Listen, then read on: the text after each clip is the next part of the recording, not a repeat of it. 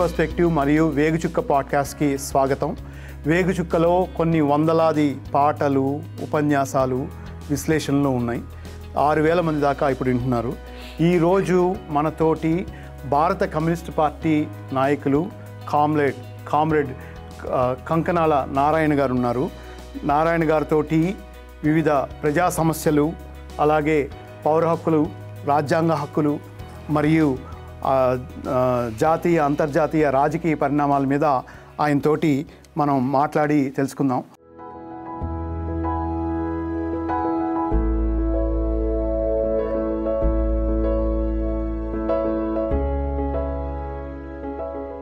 ఇక్కడున్న భారత జాతి సంతతి లేదా ఇండియన్ ఆరిజిన్ పీపుల్గా మేము భారతదేశంలో ఉన్న పరిణామాలు గమనిస్తుంటే మహాత్మా గాంధీ పుట్టిన దేశంలో చాలామంది గౌడ్సే ప్రభావంలో తిరోగమన దశలో వెళ్తున్నారు. తర్వాత ఒక మతోన్మాద ఈ రాజకీయాలు ఎక్కువైపోయినాయి. దీని మీద మీ విశ్లేషణ, స్పందన ఏంటి? చాలా ఆందోళనకరమైనటువంటి పరిణామాలు జరుగుతూ ఉన్నాయి. ముఖ్యంగా బీజేపీ అధికారంలో వచ్చిన తర్వాత ఈ గాంధీ, నెహ్రూ ఇలాంటి దేశ స్వాతంత్రానికి పోరాటం వాళ్ళందరినీ పరుగులు పడేసి గాడ్సే లాంటి వాళ్ళని, సావర్కర్ లాంటి వాళ్ళని ముందుకు తీసుకొని ప్రయత్నిస్తున్నారు. చివరికి ఓపెన్గానే గాడ్సే గుడి కట్టాలని ప్రయత్నిస్తున్నారు. సావర్కర్ని ఒక దేశభక్తి చేయాలని ప్రయత్నిస్తున్నారు. అంటే ఏంది, ఒక ఏ స్వాతంత్రం కోసం పోరాటం సాగించామో, ఏ నేపథ్యంలో అంబేద్కర్ చొరవతోటి ఒక రాజ్యాంగాన్ని సృష్టించామో, ఆ రాజ్యాంగానికి వ్యతిరేకమైన పద్ధతుల్లో కేంద్ర ప్రభుత్వ నాయకత్వం జరుగుతూ ఉంది. ఇది చాలా ఆందోళనకరమైన విషయం. ఈ సందర్భంగానే సావర్కర్ ముందుకు సాగడం, గాడ్సే లాంటి వాడు ముందుకు ఆశ్చర్యంగా ఉంది. అంటే గాంధీ మహాత్ముడు చెప్పినట్టు గాడ్సే అతని దేవుడు ఎట్ట అవుతాడు, వాళ్ళు పూడోళ్ళు వీళ్ళంతా మూర్ఖులు అవుతారు. దీనంతా తీవ్రంగా మేము పరిగణిస్తున్నాం. దీన్ని ఒక తిరోగమన దశగా మేము చూస్తూ దీని మీద సైద్ధాంతికంగా, రాజకీయంగా పోరాటం సాగించడానికి సిద్ధపడతా ఉన్నాం.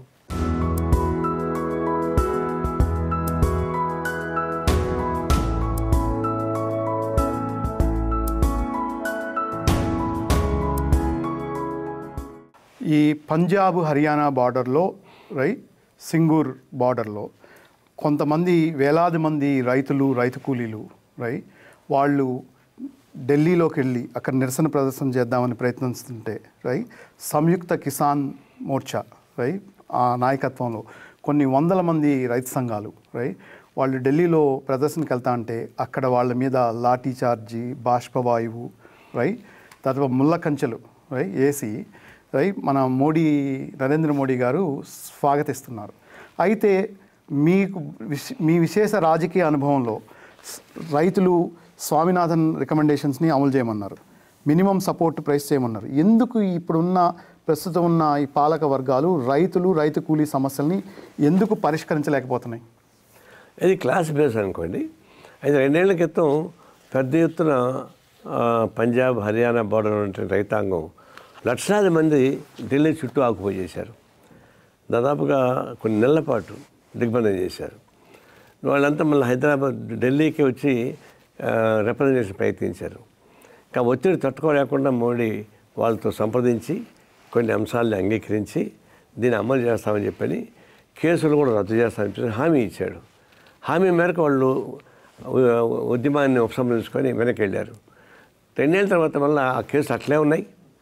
తర్వాత స్వామినాథన్ కమిషన్ అమలు చేసిన ప్రసక్తి లేకపోయింది. ఆ రైతాంగానికి కావాల్సిన గిట్టుబాటు ధర లేకుండా పోయింది. వాళ్ళని ఆదుకోవడంలో ఫెయిల్ అయిపోయింది. అందుకని మళ్ళీ దాన్ని ఉద్యమం పునరావృతం చేయడం ద్వారా మళ్ళీ వచ్చారు. వచ్చి అదే పద్ధతి మళ్ళీ ఇప్పుడు కూడా 101 మందిని రండి మాట్లాడుకుందని చెప్పారట. సరే, వేల మంది వస్తే ఏం కొంపలే మునిగిపోతాయి. వాళ్ళు వచ్చారు, ధర్నా కాడ కూర్చుంటారు, రిప్రజెంట్ చేయొచ్చు. కానీ ప్రభుత్వం ఈ రైతాంగ ఉద్యమాన్ని, తర్వాత కర్షక కార్మిక ఉద్యమాన్ని అణచుకోవడానికే ఉంది తప్పితే అంతకన్నా పెంచలేదు. ఈ ప్రభుత్వం ముఖ్యంగా కార్పొరేటు సెక్టార్స్ని కాపాడడం అనేది ప్రధానమైనటువంటి ఉద్దేశంగా ఉంది తప్ప ఇంకోటి కాదు. అందుకనే ఈ రైతాంగ సమస్యల్ని ఆలోచించడానికి కానీ, పరీక్షించడానికి కానీ సిద్ధంగా లేనందువల్ల నిర్బంధకాండం ఉపయోగిస్తున్నారు. పాలకవర్గాలకి ఏంటి, పరిష్కారం చేయాలి, లేదంటే అనుకుంటే నిర్బంధకాండం ఉపయోగించాలి. పరిష్కారం చేయడానికి పాలసీ వాళ్ళ చేతుల్లో లేదు, పాలసీ వీళ్ళ చేతుల్లో లేదు, అంతా కార్పొరేట్ సెక్టార్ చేతుల్లో ఉన్నాయి. కార్పొరేట్ సెక్టార్స్ ఏం చెప్తే అది వినాలి తప్ప ఇంకో మార్గం లేకుండా పోయింది. అటువంటిప్పుడు నిర్బంధం ఒకటి మిగిలిన వాళ్ళకి. ఇప్పుడు నిర్బంధం చేయడం ద్వారా దీని ఉద్యమం ఆపాలని ప్రయత్నిస్తారు. ఎన్నాళ్ళు ఆపుతారు ఉద్యమాన్ని? ఎందుకంటే అసలు సమస్యలు లేకుండా ఉద్యమం వస్తే నిర్బంధకాండ ద్వారా పరిష్కారం చేయొచ్చు. సమస్యలు ఉన్నప్పుడు నువ్వు నిర్బంధకాండ విధిస్తే తాత్కాలికంగా ఆగుతారేమో తప్ప శాశ్వతంగా ఆగడం సమస్య లేదు. అందుకని మౌలికంగా సమస్య పరిష్కారం చేయకుండా ఎంత నిర్బంధకాండ విధించినా చూడండి భవిష్యత్తులో ఉద్యమాలు వస్తూనే ఉంటాయి. దాన్ని పరిష్కారం చేయడం వల్ల కాదు.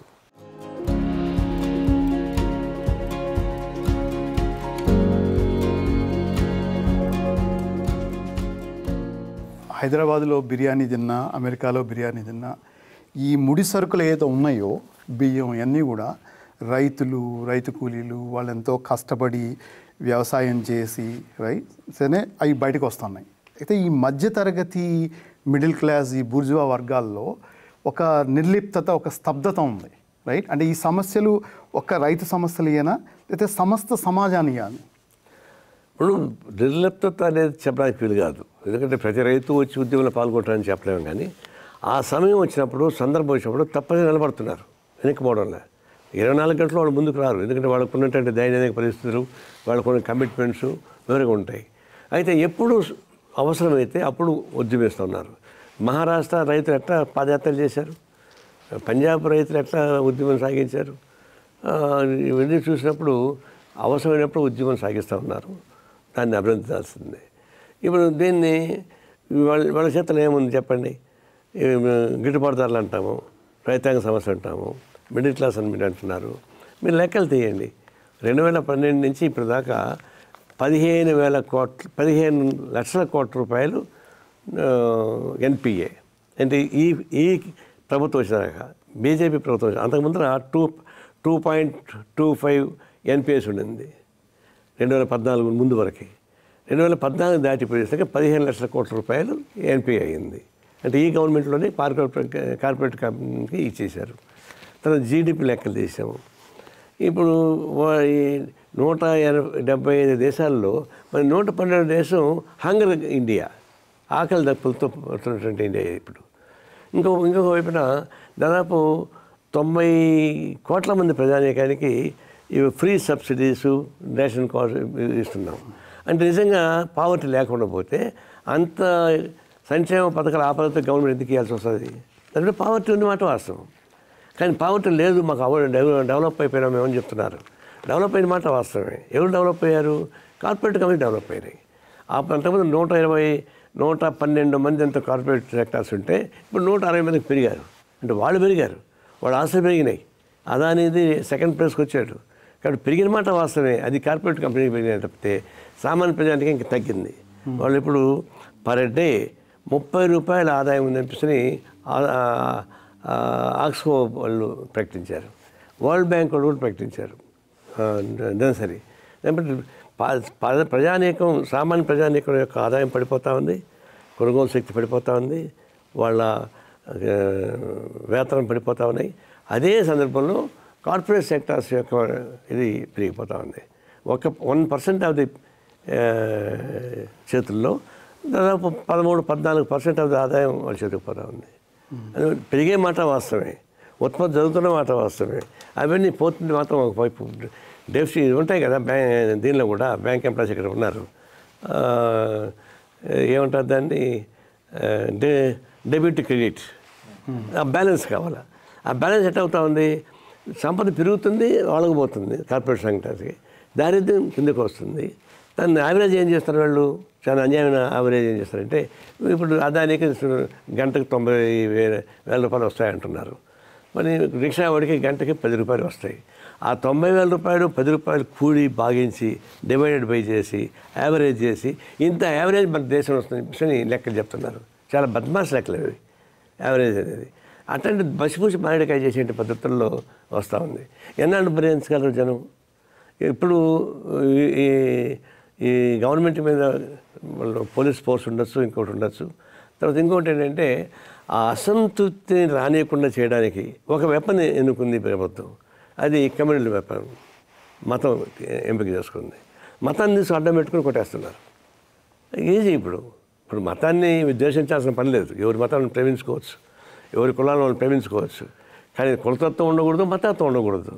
కానీ ఇప్పుడు మెజారిటైజేషన్ పేరుతోటి కొత్త స్లోగన్, మెజారిటైజేషన్ పేరుతోటి బీజేపీ ప్రభుత్వం మెజారిటీ హిందువులు మా మాట మీరు వినండి అనే స్టేజ్ నుంచి ఒక థీసిస్ వచ్చేస్తూ ఉంది.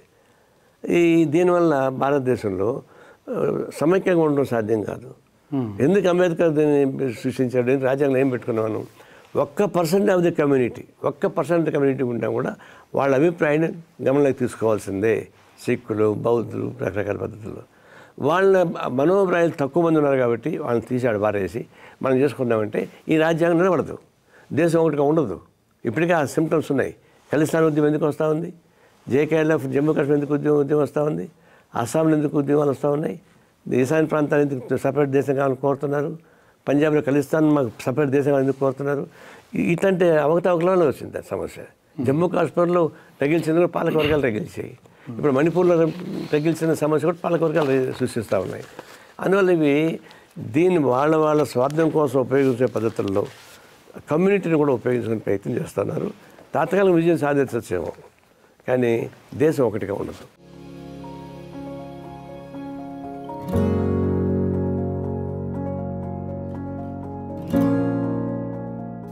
పార్లమెంటరీ రాజకీయాలు, ఎన్నికల రాజకీయాలు రైతుల సమస్యలకి పరిష్కారం చూపట్లేదు.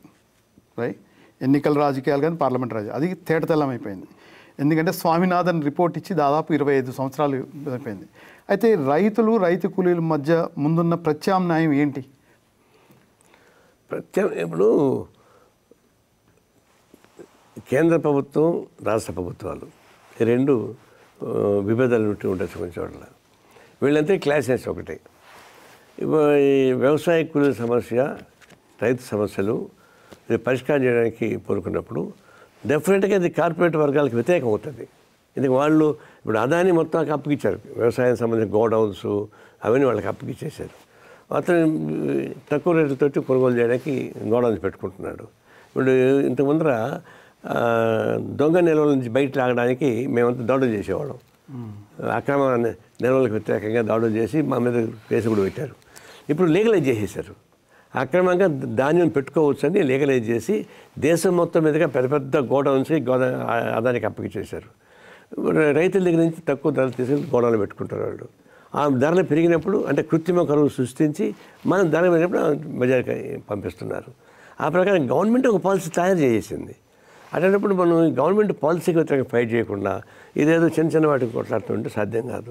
అందుకే రైతులు, వ్యవసాయ కూలీలు ఒకటి కావాల్సిందే. దీన్ని గట్టిగా ఆలోచించగలిగిన వాళ్ళు ఎవరున్నారు? మిగతా భుజ వర్గం మొత్తం క్లాస్ యాంగిల్ ఒకటే, అది ఏ పార్టీనే కావచ్చు. ఏమైనా వామపక్షాలే దీనికి పరిష్కారం చెప్పగలదు. వామపక్ష ఉద్యమం దురదృష్టవశాత్తు బలహీనపడతా ఉంది.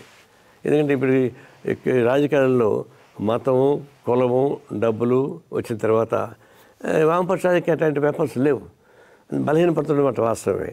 అయితే అదే సందర్భంలో మనం నిరుత్సాహపడాల్సిన పని లేదు. ఈ ప్రజల్లో వచ్చిన అసంతృప్తిని దృష్టిలో పెట్టుకొని వామపక్షాలు ఒకటిగా ఉండాలి, ఐక్యంగా ఉండాలి, డెమోక్రటిక్ ఫోర్సెస్ ఐక్యంగా ఉండాలి, ఫైట్ చేయాలని చెప్పేసి మా ఉద్దేశం. ఆ విధంగా ప్రయత్నం చేస్తున్నాం. నిన్నగా మొన్ననే డి రాజా, జనరల్ సెక్రటరీ సిపిఐ, ఆయన ఒక ఉత్తరం రాశాడు లెఫ్ట్ పార్టీస్కి. ఈ కేంద్రంలో రాజకీయ పరిస్థితులు మారుతూ ఉన్నాయి, మతోన్మాదం పెరుగుతూ ఉంది, ప్రజాస్వామ్యాన్ని పూర్ణం చేస్తున్నారు, రాజ్యాంగాన్ని ధ్వంసం చేస్తున్నారు.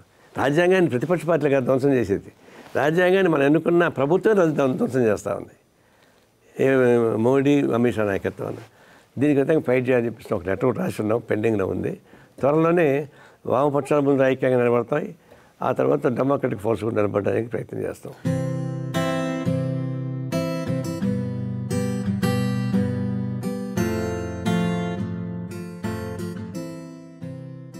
నారాయణ గారు, నా పేరు అనంత మల్లవరపు అండి. డాలస్ ప్రవాసీల తరపున, తెలుగు ప్రవాసీల తరపున మీకు డాలస్ స్వాగతం. ఒక నిబద్ధత గల రాజకీయ నాయకుడిగా మీరున్నారు, ప్రజలకి ప్రశ్నించే గొంతుగా ఉన్నారు మీరు. అయితే నాకు కలిగే బాధ ఏంటంటే, ఒకప్పుడు ఆంధ్రప్రదేశ్లో కానీ, ఉమ్మడి ఆంధ్రప్రదేశ్లో కానీ, తెలుగు రాష్ట్రాల్లో పుచ్చలపల్లి సుందరయ్య గారు, మాగ్నేని బసవపున్నయ్య గారు, చంద్ర రాజేశ్వరరావు గారు, అలాగే మధుకూరి చంద్రశేఖరరావు గారు, ఉద్దండ్లండి కమ్యూనిస్ట్ నాయకులు ఉన్నారు. కమ్యూనిస్ట్ పార్టీ నుండి లోక్సభలో ప్రధాన ప్రతిపక్ష నేతగా కూడా ఉన్నట్టున్నారు పుచ్చలపల్లి సుందరయ్య గారు. అలాంటి రాజకీయ కమ్యూనిస్ట్ పార్టీ ఈ రోజున పూర్తిగా నిర్వీర్యమైనట్టు కనిపిస్తోంది. మేము విద్యార్థులుగా ఉన్నప్పుడు కూడా ఎస్ఎఫ్ఐ అని, ఏఎస్ఎఫ్ అని చాలా చురుగ్గా విద్యార్థి క్రియాశీల రాజకీయాల్లో విద్యార్థులు పాల్పంచుకొని చైతన్యవంతంగా ఉండేవాళ్ళు. ఇప్పుడు మీరు యువత కూడా బాగా సమాజంలో ఇప్పుడున్న హింసా ప్రవృత్తి పెరిగి సినిమాలు వీటి ప్రభావం ద్వారా చాలా చైతన్యం కోల్పోయినట్టు కనిపిస్తున్నారు. మీరు కమ్యూనిస్టు పార్టీల తరఫున ఒక సీనియర్ రాజకీయ నాయకుడిగా ప్రజల్ని చైతన్యవంతుల్ని చేసే దిశగా యువతని రాజకీయాల్లో ఇన్వాల్వ్ చేస్తూ ప్రేరేపిస్తూ కమ్యూనిస్ట్ పార్టీని నిర్మాణించే దిశగా మీరు ఏ విధంగా కృషి చేయదలుచుకున్నారు? ఎందుకంటే ఎక్కడ చూసినా కమ్యూనిస్ట్ పార్టీ నిర్వీర్యం అయిపోయింది. మీకు అసలు రిప్రజెంటేషన్ లేదు ఆంధ్రప్రదేశ్లో. తెలంగాణలో కూడా ఉన్నారా? ఒక ఎమ్మెల్యే ఉన్నారేమో. ఎలా యువతని చురుకుగా రాజకీయాల్లో పాల్పంచుకునేటట్టు చేసి ఈ విద్యార్థి రాజకీయాల్లో చైతన్యవంతం చేసి ఆ పార్టీ నిర్మాణం దిశగా ఏ విధంగా కృషి చేస్తున్నారు? ఎందుకంటే మీరు ఇప్పటికి కూడా మాకు మీ మీద ఎందుకు సానుభూతి ఉంటుందంటే ప్రజల తరఫున, పీడిత వర్గం తరఫున మీరు ప్రశ్నించే గొంతుగా ఉన్నారు. మీరు అసలు అధికారం లేకపోయినప్పటికీ, పదవుల్లో లేకపోయినప్పటికీ రాజకీయంగా. సో ఆ యువతలో ఏ విధంగా రాజకీయ చైతన్యాన్ని కలిగించే దిశగా, ప్రశ్నించే దిశగా వాళ్ళలో చైతన్యం కలిగించడానికి మీ వంతుగా ఎలా చేస్తున్నారు? మీరు ఆ దిశగా ఆలోచిస్తే బాగుంటుందని నేను మనస్ఫూర్తిగా కోరుకుంటున్నాను. కమ్యూనిస్ట్ పార్టీ నిర్వీర్యం కాలేదు, బలహీన పడి మాట వాస్తవం కానీ నిర్వీర్యం కాలేదు, బేస్ ఇంకా ఉంది. అది మనం గుర్తుంచుకోవాల్సిందంటే 1962-64 వరకు కమ్యూనిస్ట్ వర్సెస్ కాంగ్రెస్ ఇద్దరే ఉన్నారు. అంటే దేశం మొత్తం మీదుగా బలహీన వర్గాలు మొత్తం ఎర్రజెండా కింద ఉంటే మిగిలిన బూర్జువా వరకు వాళ్ళ పక్కన ఉంది. దురదృష్టం 62-64 మధ్యలో కమ్యూనిస్ట్ పార్టీ చీలిపోవడం. ఎప్పుడైతే చీలిపోయిందో అప్పుడు డెమోక్రటిక్ ఫోర్స్కి ఏమైంది, మనల్ని రక్షించే వాళ్ళు లేరనే అభిప్రాయానికి వచ్చింది. నేను ఒక IAS officer, senior most IAS officer, ఆయన కాంచనామ బుక్ చదువుతూ ఉన్నాడు. నేను ట్రైన్లో పోతుంటే నేను అడిగాను, ఈజ్ ఇట్ ప్రాక్టికల్లీ పాసిబుల్ అని చెప్తే ఆ పాపం మీదే కదా అన్నాడు. ఏంటి సార్ అన్న అంటే, మీరు మాకు అండగా ఉంటారని అనుకున్నాం మేము, మీరు ఎప్పుడైతే చీలిపోయారో మీరు బలహీనపడినారు, మా దారి మేము వెతుక్కుంటున్నాం అని. ఇప్పుడు చూడండి, 64 నుంచి 67 మధ్యలో జరిగిన సిపిఐ-సిపిఎం కొట్లాట వల్ల 67లో 8 రాష్ట్రాల్లో కాంగ్రెస్ పార్టీ ఓడిపోయింది, కానీ కమ్యూనిస్టులు రాలేదు. ఎందుకంటే మేము కొట్లాడుకుంటున్నాం. సో ఆ విధంగా మా పొరపాటు ఒకటి. ఇప్పుడు సరే అయిపోయింది, ఇప్పుడు వస్తూ ఉన్నాయి. మేము చెప్పా కదా, రాజకీయాల్లో అనేక మార్పులు, రాజకీయ, ఆర్థిక, సాంఘిక విషయాలు వచ్చిన మార్పుల్ని కమ్యూనిస్టుకి వ్యతిరేకమైన పద్ధతిలో ఉపయోగించుకుంటున్నారు. ఇప్పుడు ఫైట్ చేస్తున్నాం, జరుగుతూ ఉంది. యూత్ ఎందుకు రాలేదు మా పక్క అంటే, విద్యా వ్యవస్థ మొత్తం కార్పొరేటీకరణ అయిపోయింది. ఒకప్పుడు ఎడ్యుకేషన్ ఇన్స్టిట్యూషన్ చాలా బ్రహ్మాండంగా మూమెంట్ ఉండేది, మొత్తం సిలబస్ మార్చేశారు, ప్రైవేటైజేషన్ అయిపోయింది. ప్రైవేటైజేషన్ అయిపోతే ఇంకా స్టూడెంట్స్ మూమెంట్, డెమోక్రటిక్ మూమెంట్ రారు, ఎలక్షన్ లేకుండా చేశారు. అంటే ముందు ఎడ్యుకేషన్ వ్యవస్థను దెబ్బకొట్టారు. ఎక్కడి నుంచి అయితే స్ఫటికాలు వస్తాయో దాన్ని దెబ్బకొట్టారు. తర్వాత ఇప్పుడు సంక్షేమ పథకాల పేరుతోటి రకరకాల అప్లికేషన్ పెట్టేశారు. క్యాస్ట్ కమ్యూనిటీ పేరుతోటి రకరకాల పెడుతున్నారు. అందువల్ల we are running rough weather. Left చాలా రఫ్ వెదర్లో ఉన్నమాట, ఎదురుగాల్లో ఉంది. ఎదురుగాల్లో ఉంది తప్ప నిర్వీర్యం కాలేదు. ఫైట్ చేస్తున్నాం. ఇప్పుడు మనకు యూత్ని ప్రమోట్ చేయడానికి ప్రయత్నిస్తున్నాం. పార్టీ లోపల కూడా మేము నిన్న తీర్మానం చేసాం, 75 ఏళ్ళు పైన ఉండేవాళ్ళు కమ్యూనిస్ట్ పార్టీ పాలసీలో ఉండకూడదని చెప్పేసి అని. మా ప్రశ్న కూడా అదే అండి, మీ తరం తర్వాత ఈ రాజకీయాల్లో చురుగ్గా పాలు పంచుకునే యువత ఉన్నారా కమ్యూనిస్ట్ పార్టీలో, తెలుగు రాష్ట్రాల్లో ముఖ్యంగా? అంటే వస్తున్న మాట వాస్తవం, కానీ మనం అనుకున్న ఆశించిన పద్ధతి రావడం లేదు. అది కరెక్ట్, ఇంకా రావాలి. ఆ ప్రయత్నాలు చేస్తున్నాం. ఇప్పుడు విద్యార్థి రాజకీయాలు ఎస్ఎఫ్ఐ, ఏఎస్ఎఫ్ ఇంకా చురుకుగా ఉన్నాయా? ఉన్నాయి, కానీ అదే చెప్తాం కదా, ఈ కార్పొరేటీకరణ వచ్చిన తర్వాత ఎవరు లోపలికి పోలేకపోతున్నారు. తర్వాత ఎడ్యుకేషన్ పాలసీ సబ్జెక్ట్ మొత్తం మార్చి పారేస్తున్నారు. ఇప్పుడు చూడండి, అన్ని వైస్ ఛాన్సలర్ లెక్కలు తీయండి, న్యూ ఎడ్యుకేషన్ పాలసీలో కమిటీ మెంబర్స్ చూడండి, అంత అరేంజ్మెంట్లో ఉన్నారు దానిలో. అందువల్ల ఎక్కడైతే ఉద్యమాలు రావాలో ఆ ఉద్యమాలు రానియకుండా చేసేటువంటి బస్ స్టార్ట్ అయ్యింది. ఇప్పుడు లేబర్ చట్టాలు, ఒకప్పుడు 7 మంది ఉంటే సంఘం పెట్టుకునేవాళ్ళం, ఇప్పుడు 100 మంది పెట్టుకుంటాడు. 100 మంది కూడేది లేదు, సంఘం పెట్టేది లేదు, నో రిజిస్ట్రేషన్. లేబర్ చట్టాలు పదును పోయింది, లేబర్ ఆఫీసులు వేస్ట్ అయిపోయినాయి, కార్మిక ఉద్యమానికి రక్షణ లేకుండా పోయింది. అందువల్ల ఎక్కడైతే ఉద్యమిస్తారో ఆ ఉద్యమానికి సంబంధించిన ఫండమెంటల్ కొట్టేస్తున్నారు. దీనికన్నా అతీతంగా ఉద్యమం రావాలి. ఇంకా దానికోసం ఆ ప్రయత్నం నేను చేస్తాను. ముఖ్యంగా మేధావులు, రచయితలు, హేతువాదులు వీళ్ళందరినీ కూడా తీసుకొని మీరేమన్నా పునర్నిర్మించడానికి ప్రయత్నిస్తున్నారా? పార్టీ తరఫున కానీ మామూలుగా ఫైట్ చేయడానికి చాలామంది ఉన్నారు మేధావులు. ఇప్పుడు ఏంటంటే ఇప్పుడు ఎవరన్నా మేధావులు అంటారు, మీరు అంటారు, మేధావులు కూడా ఒక స్పష్టమైన వైఖరి రావాలి. ఇప్పుడు సమాజాన్ని చదవడం వేరు, పరిశీలించడం వేరు, కార్యాచరణ చేయడం వేరు. ఇప్పుడు మేధావులు మాట్లాడుతున్నారు, మాట్లాడేదంతా కరెక్టే, కానీ దానిలో కూడా వర్షన్స్ ఉన్నాయి. ఏకాభిప్రాయం లేదు. ఏకాభిప్రాయం ఉంటే అప్పుడు మిగతా ఉద్యమాలు వస్తాయి. అందువల్ల మేధావర్గం ప్రజెంట్ గురించి ఏమో అవహేళన చేయడం లేదు, కానీ ఏకగ్రీవమైనటువంటి పద్ధతులు లేదు. ప్రకటన పద్ధతి ఏదైనా గట్టిగా ప్రశ్నిద్దామన్నా కూడా సెక్యులరిస్టులు అని ముద్ర వేస్తున్నారు మనల్ని. అంటే చేస్తారు. ఇంకా ప్రశ్నిద్దామన్నా కూడా కమ్యూనిస్టులు కాని వాళ్ళు కూడా ప్రశ్నిస్తే వీడు కమ్యూనిస్ట్ అంటున్నారండి. అదొక క్రెడిట్ అనుకో, అది వేరు. ఇప్పుడు ప్రశ్నించే హక్కు లేకుండా చేయడానికి కావాల్సిన సరిపడం జరిగిపోతున్నాయి. ఇది ఎన్కౌంటర్స్ కదా, బోగస్ ఎన్కౌంటర్సే కదా, నిజమైన ఎన్కౌంటర్స్ ఎక్కడ జరుగుతున్నాయి. దాని మీద మా వంతు కర్తవ్యంగా విద్యార్థి ఉద్యమాన్ని, కార్మిక ఉద్యమాన్ని, మేధావుల ఐక్యతని సాధించేందుకు మా ప్రయత్నం మేము చేస్తున్నాం. ఇంకా సరిపోవడం లేదు. సంస్థాగతంగా ఏదైతే ఇష్యూ జరుగుతుందో దాని మీద క్వశ్చన్ చేస్తున్నారు communist parties, which is a very good thing. కాకుండా యువత మీద 2 big problems are impact in Indian youth in India right now. దాని మీద ఫోకస్ చేసి ఒకటి మద్యపానం, ఒకటి ఈ మద్యపానం ఆల్కహాలిక్ నెంబర్ 1. ఈవెన్ ఊర్లలో కూడా చాలా there is a huge damage సంసారాల్లో కానీ there is a huge social problem that's happening. Number 1. Number 2, అశ్లీల వెబ్సైట్స్, అశ్లీలత ఆ website. These two have there are so many drug problems కూడా ఉన్నాయి, చాలా ఉన్నాయి. కానీ ఇవి 2 huge impact on Indian youth right. అంటే యువత నిర్వీర్యం అయిపోతున్నది. ఇట్లాంటి దాంట్లో కూడా ఇంటిగ్రిటీ ఉన్న పార్టీ లాగా మీరు ఫైట్ చేసే కమ్యూనిస్ట్ పార్టీస్ ఫైట్ చేసే అవకాశం. అంటే మద్యపానం మీద సుదీర్ఘ చర్చ జరిగింది. అది ఆచరణలో సాధ్యం కావడం లేదని అర్థమైంది మాకు. అందుకే మేము ఏం చేసామంటే మద్యపాన నిషేధం అని చెప్పిన కనీసం క్రమ పద్ధతిలో కుదించుకుంటూ రావడానికి కావాల్సిన ప్రయత్నాలు చేయమని మేము అంటున్నాం. కానీ క్రమ పద్ధతిలో పెంచుకోవడానికి ప్రయత్నిస్తారు వాళ్ళు. అది షాపుల మీద దాడులు చేసాం, దాని షాపులు పగలగొట్టాము, మా చేయాల్సిన పని చేస్తున్నాం. కానీ జనంలోనూ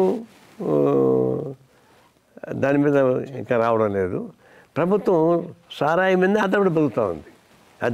అది ఒక ఆదాయ వనరులుగా సృష్టించుకునేసింది. ఏదో గవర్నమెంట్ వచ్చినా కూడా మద్యపాన నిషేధం గురించి నిలబడి టీడీపీ వాళ్ళు ఎన్టీఆర్ నిషేధించాడు, మళ్ళీ చంద్రబాబు నాయుడు దాన్ని పునరుద్ధరించేశాడు. అట్లా అదొక సామాజిక సమస్య, అది ఉద్యమరీత్యా రావాల్సిందే. దాని మీద మేము ఫైట్ చేస్తున్నాం, మా శక్తి సరిపోలేదు. అశ్లీలత పైన కూడా ఇప్పుడు ఈ సోషల్ మీడియా వచ్చేసరికి మరీ ఎక్కువైపోయింది. దానిపైన మేము మొట్టమొదటి కూడా ఫైట్ చేస్తున్నాం. అందులో భాగమే కదా బిగ్ బాస్ మీద నేను ఫైట్ చేయడానికి కారణం. దానిలో ఒక భాగం అశ్లీలత, దానిలో ఉన్నటువంటి సంవత్సరం పైన ఎక్కడ అవకాశం ఉంటే ఫైట్ చేస్తున్నాం. అయితే సరిపోవడం లేదు, అది సరిపోయినంత మాత్రం మేము ఆగడం లేదు, మేము కొనసాగిస్తాం. ఇప్పుడున్న యువతలో రాను నాయకత్వ లక్షణాలు ఉన్న వాళ్ళు అందరూ తరిగిపోవడం వల్ల రౌడీలు, గూండాలు మా నాయకులు అవుతున్నారు. అలాంటి వాళ్ళని తగ్గించే ప్రయత్నంలో కమ్యూనిస్ట్ పార్టీ లేకపోతే మీ అనుభవం ఎట్లా ఉపయోగించాలనుకుంటున్నారు? ఒకసారి ఈ సినిమా థియేటర్లు దగ్గర కొత్త సినిమా వస్తే ఎప్పుడు కొట్లాట జరుగుతుంటాయి ఇక్కడ. ఈ మధ్య కొట్లాట జరగడం లేదు. నేను అడిగా ఏమయ్యా కొట్లాట జరగలేదంటే, సార్ ఈ కొట్లాడే వాళ్ళంతా చట్టసభలకు వెళ్ళిపోయారు సార్ అన్నారు. ఒకప్పుడు విద్యార్థి ఉద్యమం బలంగా ఉన్నప్పుడు ఏ రాజకీయ పార్టీలకైనా విద్యార్థి నాయకులు వచ్చి నాయకత్వం వహించేవాళ్ళు. వాళ్ళ పద్ధతి వేరుగా ఉంటుంది. ఇప్పుడంతా కేవలం రౌడీలుగా ఉండేవాళ్ళు, గూండాలుగా ఉండేవాడు, డబ్బులు ఖర్చు పెట్టుకునేవాడు, రేపులు చేసేవాడు. అంటే రేపులు ఎవరు చేస్తాడు? బలవంతుడిగా రేపులు చేస్తాడు. అట్లాంటి వెధవులకి అందరికీ ఎమ్మెల్యేసీ మొదలుకాన్ని వచ్చేస్తున్నాయి, చట్టసభలోకి వెళ్ళిపోతున్నారు. ఇప్పుడు 94 మంది పార్లమెంటు సభ్యుల పైన నేరపూరితమైన కేసులు ఉన్నాయి. 24 మంత్రులు కేంద్ర మంత్రుల పైన కేసులు ఉన్నాయి. అట్లా వచ్చేస్తాను ఇప్పుడు అంతా. అందువల్ల మీరు చెప్పింది రాజకీయాలలో హింస ప్రేరేపించేది వస్తామని. వచ్చే యువకులు కూడా వాళ్ళు వాళ్ళ అలవాటుకు లోబడే పని చేసుకుంటున్నారు. పదవి ఉండాలా, డబ్బులుగా ఉండాలని చెప్పేసి వచ్చేస్తున్నాయి. అయినా సరే మేము ఫైట్ చేస్తున్నాం. నిలబడాల్సిందే. రాజకీయాలలో హింస తగ్గాలి, రాజకీయ నేరస్తులు ఉండకూడదు అనిపిస్తే దానిపైన మేము అటు కోర్టులో ఫైట్ చేస్తున్నాం, బయట ఫైట్ చేస్తున్నాం. తప్పనిసరిగా యూత్ తెగబడి ముందుకు వచ్చి ఇలాంటి అట్రాసిటీకి నిలబడాల్సిన అవసరం మేము పిలిపిస్తున్నాం, మేము ఎంకరేజ్ చేస్తున్నాం. మీ పార్టీలో ఒక యువజన నాయకుడు అడిగిన ప్రశ్న ఇది. ఆయన ఏమంటున్నారంటే, మా పార్టీలో అందరూ సీనియర్ కామ్రేడ్లు ఉన్నారు, ఏజ్ కామ్రేడ్స్ ఉన్నారు, యంగ్ వాళ్ళకి ఎప్పుడు అవకాశం ఇస్తారు, ఎంతకాలం వేచి ఉండాలని ఈయన మీ పార్టీలో ఒక యంగ్ డైనమిక్ జేఎన్యూలో కీలక పాత్ర వహించిన నాయకుడు. పోయిన వారమే నేషనల్ కౌన్సిల్ మీటింగ్ జరిగింది. దానిలో అఫీషియల్గా తీర్మానం చేశాం, 75 ఏళ్ళకు పైన ఉండేవాడిని నాయకత్వ స్థాయి ఉండకూడదని. పార్టీలో ఉండొచ్చు, నాయకత్వ స్థాయిలో ఉండకూడదు, సెంటర్ నుంచి కిందాక అనేది ఒక మార్పు తీసుకొస్తున్నాం.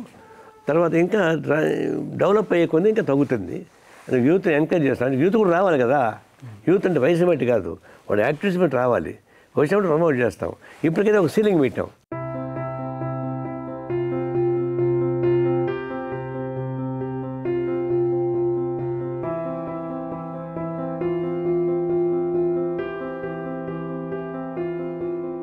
అంటే మనం ఐడియాలజికల్ డిబేట్లోకి వెళ్ళాలనే ఉద్దేశం లేదు, కానీ మీరు తెలంగాణ రైతాంగ పోరాటం నుంచి నేర్చుకున్న 2-3 పాఠాలు, గుణపాఠాలు ఏంటంటే మీరు కానీ ప్రజలు కానీ? అంటే తెలంగాణ సాయుధ పోరాటం అంటే నిజాం పాలనకు వ్యతిరేకంగా జరిగిన పోరాటం గురించి మీరు అడుగుతున్నారు. అప్పుడు నిజాం దీనికి వ్యతిరేకంగా కమ్యూనిస్ట్ సాయుధ పోరాటం సాగించారు. 48 సెప్టెంబర్లో మగ్నూ మొహిద్దీన్, రావినారాయణ రెడ్డి, భద్రం వీళ్ళంతా కలిసి తెలంగాణ సాయుధ పోరాటం తిరుగుబాటు ప్రణాళికగా పిలిపించారు. సాయుధ పోరాటం ఫస్ట్ టైం పిలిపించారు. ఆ పిలుపు ఇవ్వడం వల్ల ఏమైంది, దాదాపు ఒక 10 లక్షల ఎకరాల భూమిని పేదవాళ్ళకి పంపిణీ చేయడం జరిగింది. 4,000 మంది పోగొట్టుకున్నాము, కానీ గ్రామాలు విముక్తి చేయగలిగాము. ఇవన్నీ చేయడం వల్ల దేశం మొత్తం మీదుగా భూ సమస్య అంటూ ఒకటి ఉంది, పైకి వచ్చింది. అంతమంది భూ సమస్య లేదు. కేరళలో పునఃప్రా మూమెంటు, బెంగాల్లో తేబాగా మూమెంటు, తెలంగాణ సాధిపోవడం ప్రపంచంలో గుర్తించబడింది. ఇది అతిపెద్ద సంస్థానం ప్రపంచంలో. ప్రైవేటు సంస్థానంలో నిజాం ది బిగ్గెస్ట్, రిచెస్ట్. దానికి వ్యతిరేకంగా జరిగినటువంటి సాయుధ పోరాటం కూడా ప్రపంచంలో గుర్తించబడింది విప్లవ పోరాటంలో. ఇవన్నీ కలిపి మన భారతదేశం స్వాతంత్రం వచ్చినాక కూడా భూ సమస్య అనేది ఒక ఎజెండా ఉంది, దాన్ని చర్చించాల్సిందని ఎజెండాకు తీసుకురాగలిగింది కమ్యూనిస్టులే. నిజంగా రాగలిగింది నిజాం వ్యతిరేక సాయుధ పోరాటం తీసుకొచ్చి పెట్టింది. జాతీయ స్థాయిలో భూ సమస్య పరిష్కారం చేయాల్సినటువంటి ఒక డిమాండ్ తేగలిగింది. అది గొప్ప విజయం కదా. మై గ్రాండ్ ఫాదర్, మా తాతయ్య గారు, ఆయన యాన్సెస్ట్రల్ విలేజ్లో తోటి హిందువులను సేవ్ చేశారు from the Razakars. That is my background. Right, with that background I'm asking this question. ఎందుకంటే మీరు తెలంగాణ సాయుధ పోరాటం గురించి టచ్ చేశారట కాబట్టి ఈ క్వశ్చన్ అడగాలనుకున్నాను. సో ఆ నేపథ్యంలో పండిట్ సుందర్లాల్ కమిటీ అనేది ఉంది. అది దేని మీద అంటే ఆల్మోస్ట్ 40,000 to 50,000 ముస్లిమ్స్ ఈ మాసకర్, ఇది BBC report, Hyderabad 1948 India hidden మాసకర్.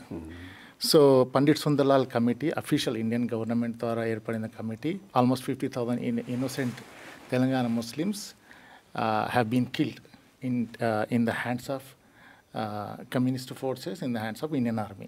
Communist? In the hands of, this is the report. Communist forces. Communist forces. Combining in communist forces plus Indian Army. ఎప్పుడైతే వాళ్ళు వచ్చారో, అందుకే నేను చెప్పాను ఈ క్వశ్చన్ మిమ్మల్ని. ఈ రిపోర్ట్ నేను ఫార్వర్డ్ చేస్తాను మీకు. Pandit Sundarlal committee bogus report. చాలా అట్రాసిటీస్ జరిగాయి ఇండియన్ తెలంగాణ ముస్లిమ్స్ మీద. సో తెలంగాణ ముస్లిమ్స్ పైన అట్రాసిటీకి కమ్యూనిస్టులు పాల్గొన్నారా? నేను మీకు రిపోర్ట్ పంపిస్తాను, మీరు చూడండి. ఇది ఇండిపెండెంట్, ఇది ఇట్స్ BBC రిపోర్ట్. ఆ రిపోర్ట్ చాలా వస్తుంటాయిలే, కానీ అసలు నిజాం పరిపాలనకు వ్యతిరేకంగా సాయుధ పోరాటం సాగించింది కమ్యూనిస్టులు. అవును. దాని మగ్నూ మొహిద్దీన్ లాంటి ముస్లిం అంతా కూడా యాక్టివ్ పాల్గొన్నవాడు. మేమంటే ముస్లిమ్స్ మీద దాడి చేస్తాం? How it is possible? వాడు కూడా క్రియేట్ చేశాడని చెప్పేసి మా మీద పెడితే Pandit Sundarlal committee government of India నుంచి వచ్చింది. గవర్నమెంట్ క్లాస్ బేస్ ఏంటి? Communist class base. అది గవర్నమెంట్ క్రియేట్ చేస్తుంది ఇట్లాంటి రిపోర్ట్స్ని. That is not fact. If you go through the Telangana unstructured movement అనేక మంది రాసిన పుస్తకాలు ఉన్నాయి చూడండి. ఎక్కడ కానీ కమ్యూనిస్టులు ఆర్ఎస్ఎస్ వాళ్ళు ప్రచారం చేస్తున్నారు. ఎందుకు ప్రచారం చేస్తారంటే వాళ్ళు అంటే మీరు అంటున్నారు ఇండియన్ ఆర్మీ కూడా ఏం అట్రాసిటీ చేయలేదంటున్నారా? ఇండియన్ ఆర్మీ చేసింది. కమ్యూనిస్ట్ ఎట్లా కలిసి దానిలో మనం వాళ్ళు కమ్యూనిస్ట్ కూడా చంపారు కదా వాళ్ళు. ఓకే. సో ఇండియన్ ఆర్మీ కమ్యూనిస్ట్ని చంపింది. ఓకే. కాబట్టి ఇండియన్ ఆర్మీతో కమ్యూనిస్ట్ కలిసే అవకాశం లేదు. సో ఇండియన్ ఆర్మీ అట్రాసిటీ అని మాట్లాడుకుందాం.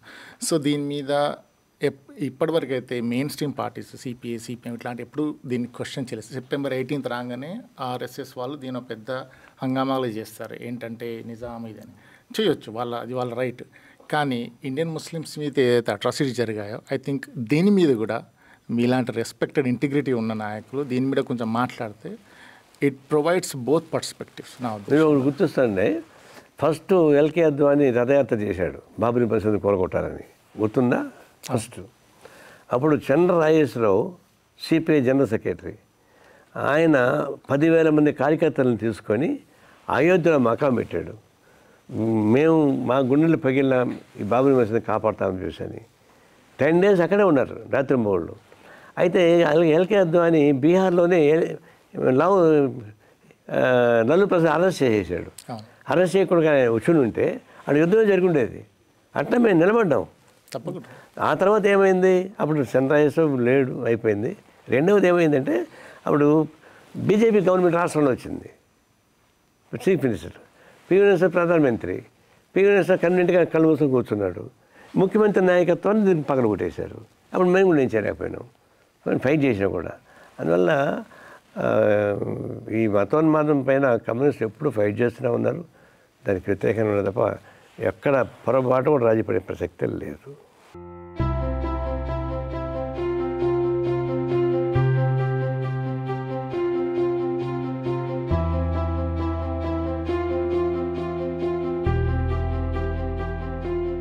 తెలంగాణ రాష్ట్రంలో కాంగ్రెస్ పార్టీ అధికారంలోకి వచ్చి ఏడాది గడిచింది, సంవత్సర కాలం గడిచింది, రైట్. అయితే మీరు భారత కమ్యూనిస్ట్ పార్టీ కానీ మీరు కానీ రైట్ తెలంగాణ ప్రత్యేక రాష్ట్రాన్ని రైట్ బలపరిచారు. మీరు కలలు కన్నా ఆశించిన ప్రజా తెలంగాణ సాకారం అయిందనుకుంటున్నారా లేదా? మేమేం కలలు కనలేదు, కాబట్టి సమైక్యాంధ్ర కావాలి కోరుకునే వాళ్ళమే. అయితే రాను రాను తెలంగాణ ప్రాంతంలో ఉన్నటువంటి అనేక పద్ధతుల్లో ఒక డిస్క్రిమినేషన్కి గురవుతామని చెప్పేసి ఫీల్ అయ్యారు. పరిపాలనలో కూడా మార్పులు వచ్చిన మాట వాస్తవమే. ఇవన్నీ గమనించిన తర్వాత ప్రజల్లో వచ్చేటువంటి అభిప్రాయాన్ని మనం గౌరవించకుండా ఆనగొట్టడానికి ప్రయత్నిస్తే అది కరెక్ట్ కాదు. ఎందుకంటే 69లో వచ్చింది ఉద్యమం, 71లో వచ్చింది, వస్తూనే ఉన్నాయి. అటువంటి మేము కూడా ఆలోచించి ఎన్నాళ్ళైనా దీన్ని నీవురికప్పు నిప్పులాగా ఆపడం మంచిది కాదు, ఆమోదించి సపరేట్ తెలంగాణ ఇవ్వడం మంచిది అని చెప్పి మేము చేసాం. ఒకటి. రెండోది, అది తెలంగాణ రాష్ట్రం రిచెస్ట్ స్టేట్, అదేం పేద దేశం కాదు. మన ఈవెన్ టుడే తెలంగాణకు మంచి రిచెస్ట్ సోర్సెస్ ఉన్నాయి, దాన్ని ఉపయోగించుకోవాలని ఫీల్ అవుతున్నారు. ఒకటి. సరే తెలంగాణ వచ్చింది, వచ్చిన తర్వాత దేనికి వచ్చింది? నిధులు, నియామకాలు, నీరు, ఇవన్నీ యూటిలైజేషన్, గోదావరి నీళ్ళు, కృష్ణ, ఇదంతా ఉన్నాయి కదా. దీనికి అనుకూలమైన పద్ధతుల్లో రాజ్యపాలన వస్తుందని చెప్పేసి అందరూ ఎక్స్పెక్ట్ చేశారు. గిరిజనులను మొదలుకొని గుర్తుంచుకోండి, ప్రత్యేక తెలంగాణ కోసం కేవలం మేధావులకే వరకే కాదు పరిమితం. నేను నల్లమల అడవుల్లోకి పోయాను. ది బీర్స్ కంపెనీ వాళ్ళు ఆ నల్లమల అడవుల్లో దీన్ని తవ్వుతున్నారు. అది నేను మహబూబ్ నగర్ నుంచి అడవుల్లో పోయినాను, కాలిబాట పోవాల్సి వచ్చింది. అక్కడ ఒక గిరిజనులంతా నాకు కనిపించారు. అందులో ఒక 20 ఏళ్ళ వయసు ఉన్న ఒక అమ్మాయి సంఘం పెట్టుకొని వచ్చింది. ఈయన సర్పంచ్ అని చెప్పారు. నీ పేరు ఏంటమ్మా అన్న? నా పేరు తిరుపతి అమ్మ అనేది. తిరుపతి అంటే మా ఊరే అని అక్కడ పట్టుకున్నా. ఆమె వెంటనే మీరు ఆంధ్ర, నేను తెలంగాణ అంది. అంటే గిరిజన యువతి, ఆ అమ్మాయి పేరు తిరుపతి, నేను తిరుగుతుండే కాబట్టి జోక్గా మా ఊరితో మా పేరు అమ్మా అన్న వెంటనే రిజెక్ట్ చేసింది. అంటే అంత స్ట్రాంగ్గా మీరు అనుకుంటే కేవలం మేధావుల వర్గం నుంచి ఇప్పుడు ప్రత్యేక తెలంగాణ ఉద్యమం వచ్చింది కాదు, గిరిజన ప్రాంతం నుంచి కూడా వచ్చింది అది. నేను మొత్తం నేను అంతా కలిసి చేసాం. ప్రతి ఊర్లో ఏర్పడిపోయినాయి. అంత స్ట్రాంగ్గా వచ్చిన తర్వాత పరిపాలన ఏం చేశారు? కేసీఆర్ అధికారంలోకి వచ్చాడు. వచ్చిన తర్వాత దానికి విరుద్ధమైన ఏదైతే చెప్పాడో దానికి విరుద్ధమైన ప్రాంతంలో పరిపాలన సాగించడం మొదలుపెట్టాడు. 10 ఏళ్ల పాటు రాష్ట్రాన్ని ఒక విధంగా ధ్వంసం చేశాడు. తెలంగాణ ఏర్పడినప్పుడు 16,000 కోట్ల రూపాయలు సర్ప్లస్, ఆంధ్ర ప్రాంతానికి అప్పు, వీళ్ళకి సర్ప్లస్. మరి సర్ప్లస్లో ఈ రాష్ట్రాన్ని అప్పగించిన తర్వాత దాన్ని ఆ పరిపాలన ఎట్లా సాగించారు? అప్పులు గొప్పగా చేసి పెట్టారు తప్పితే ప్రజల్లో పెద్దగా రాలే, ఆర్థిక మార్పులు రాలే. వాళ్ళ కుటుంబం వాళ్ళకి మార్పులు బాగానే వచ్చాయి, అంతవరకు బాగానే చేశాడు. ధరణి పెట్టాడు. ఎంత మోసపూరితం అంటే ధరణి ఎందుకు పెట్టాడు? తెలంగాణ సాయుధ పోరాటంలో పేదవాళ్ళకు తగిన భూములు, నక్సలైట్ ఉద్యమం రావడం ద్వారా ఈ తెలంగాణ ప్రాంతంలో భూముల్ని పేదవాళ్ళకు స్వాధీనం చేసినటువంటి ఘటనలు ఉన్నాయి. అవన్నీ వాళ్ళు పని చేసుకుంటున్నారు, వ్యవసాయం చేసుకుంటూ అనుభవిస్తున్నారు. భూస్వాములు పారిపోయి హైదరాబాద్కి వచ్చేసారు. ఇప్పుడు వాళ్ళకందరికీ హక్కు కల్పించడానికి దండ పెట్టాడు. దండ పెట్టి పాత అడంగల నుంచి ఎవరు పేర్లు ఉంటే ఆ పేర్లంతా దండకి ఎక్కించేశాడు. అంటే ఇప్పుడు దాకా వ్యవసాయం చేసుకుంటున్న పేదవాళ్ళు, గిరిజనులు, అదే వాళ్ళకి భూమి లేకుండా పోయింది, దాని మొత్తం ఎక్కించేసాడు వాళ్ళకి. చూసాం దాన్ని. అందువల్ల అయితే చాలా భూస్వాములకు అనుకూలంగా, వాళ్ళ వర్గానికి అనుకూలంగా భూ సమస్యలు మార్చేసాడు. తర్వాత ఈ అవినీతి పరాకాష్ట మనం ఊహించక్కర. ఇప్పుడు వెనక జరుగుతున్న తర్వాత విషయం దాంట్లో ఒక కాళేశ్వరం ప్రాజెక్టు తప్ప అచీవ్మెంట్లో, అది కాళేశ్వరం ప్రాజెక్టు కూడా రాంగ్ ప్రాజెక్ట్. అది ఎక్కడ కట్టాలనో అక్కడి నుంచి కాకుండా దాన్ని మన అనంతనాన్ని తిరిగి సీట్ నోటి కాడి పెడతాను అటు పెట్టాడు. ఆయన ఎందుకు పెట్టాడు? దాన్ని బడ్జెట్ పెంచడం ద్వారా కమిషన్లు వస్తాయి. బడ్జెట్ తక్కువ ఉంటే కమిషన్ తక్కువ వస్తుంది, బడ్జెట్ ఎక్కువ ఉంటే కమిషన్ ఎక్కువ వస్తాయి.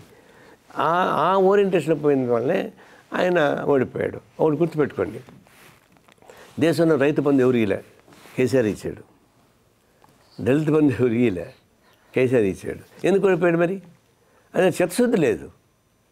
అది భూస్వాములు కూడా రైతు బంధు ఏంటి ఘోరం, 100 ఎకరాలు ఉండేవాడికి మొదలుకొని 1 ఎకరా ఉండేవాడి దాకా ఇచ్చాడు.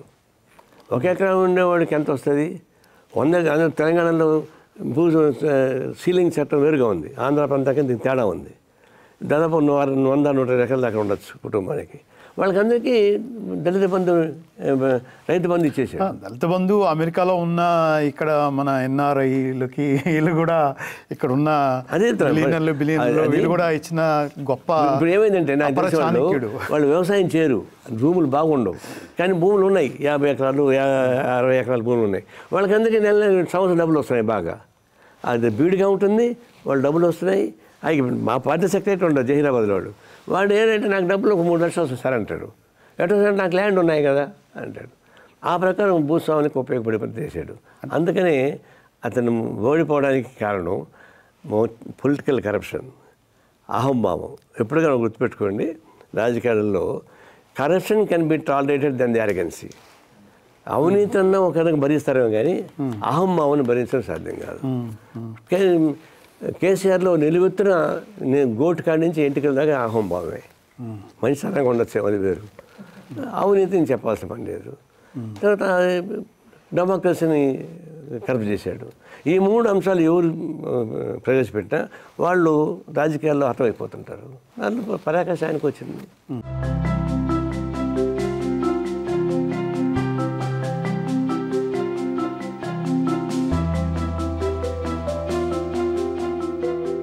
తెలంగాణ ముఖ్యమంత్రి రేవంత్ రెడ్డి ఈ పరిపాలనలో ముఖ్యంగా విద్యారంగాన్ని, ఆరోగ్య రంగంలో ఏమైనా మెరుగుపడిందా లేదా ఈ ఏడాది కాలంలో? ఇప్పుడు ఒకటి గుర్తుపెట్టుకోండి, 10 ఏళ్ల పాటు రాష్ట్రాన్ని ఒక నెగిటివ్ పద్ధతిలో పరిపాలించినటువంటి, ఒక విధ్వంసకర చర్యలతో ప్రారంభించినటువంటి పరిపాలన.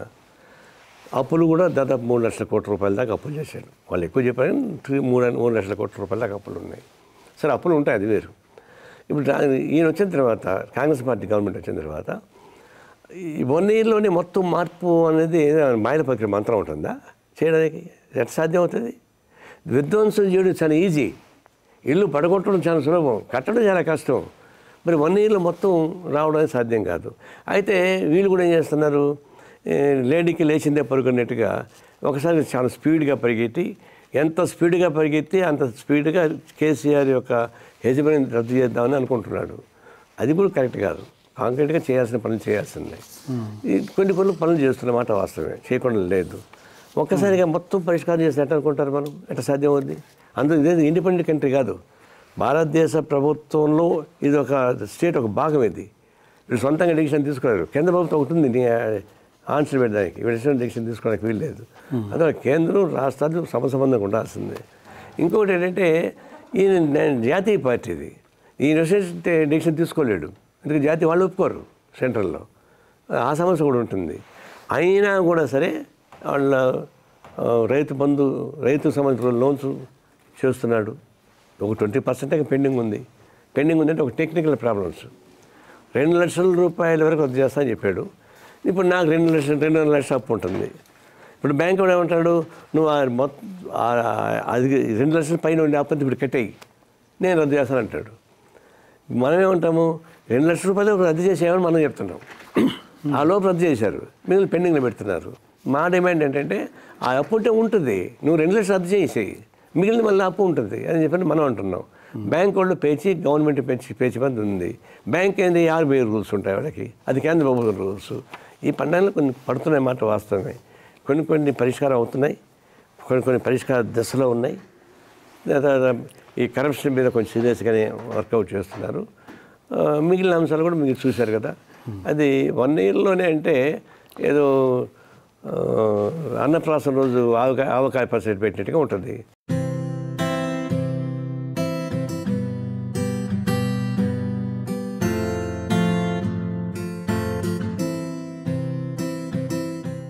భారతదేశంలో మానవ హక్కుల సంఘాలు, పౌర హక్కుల సంఘాలు హిందుత్వ ఫ్యాసిజము పేట్రేగుతుందని ఆరోపణలు వస్తున్నాయి.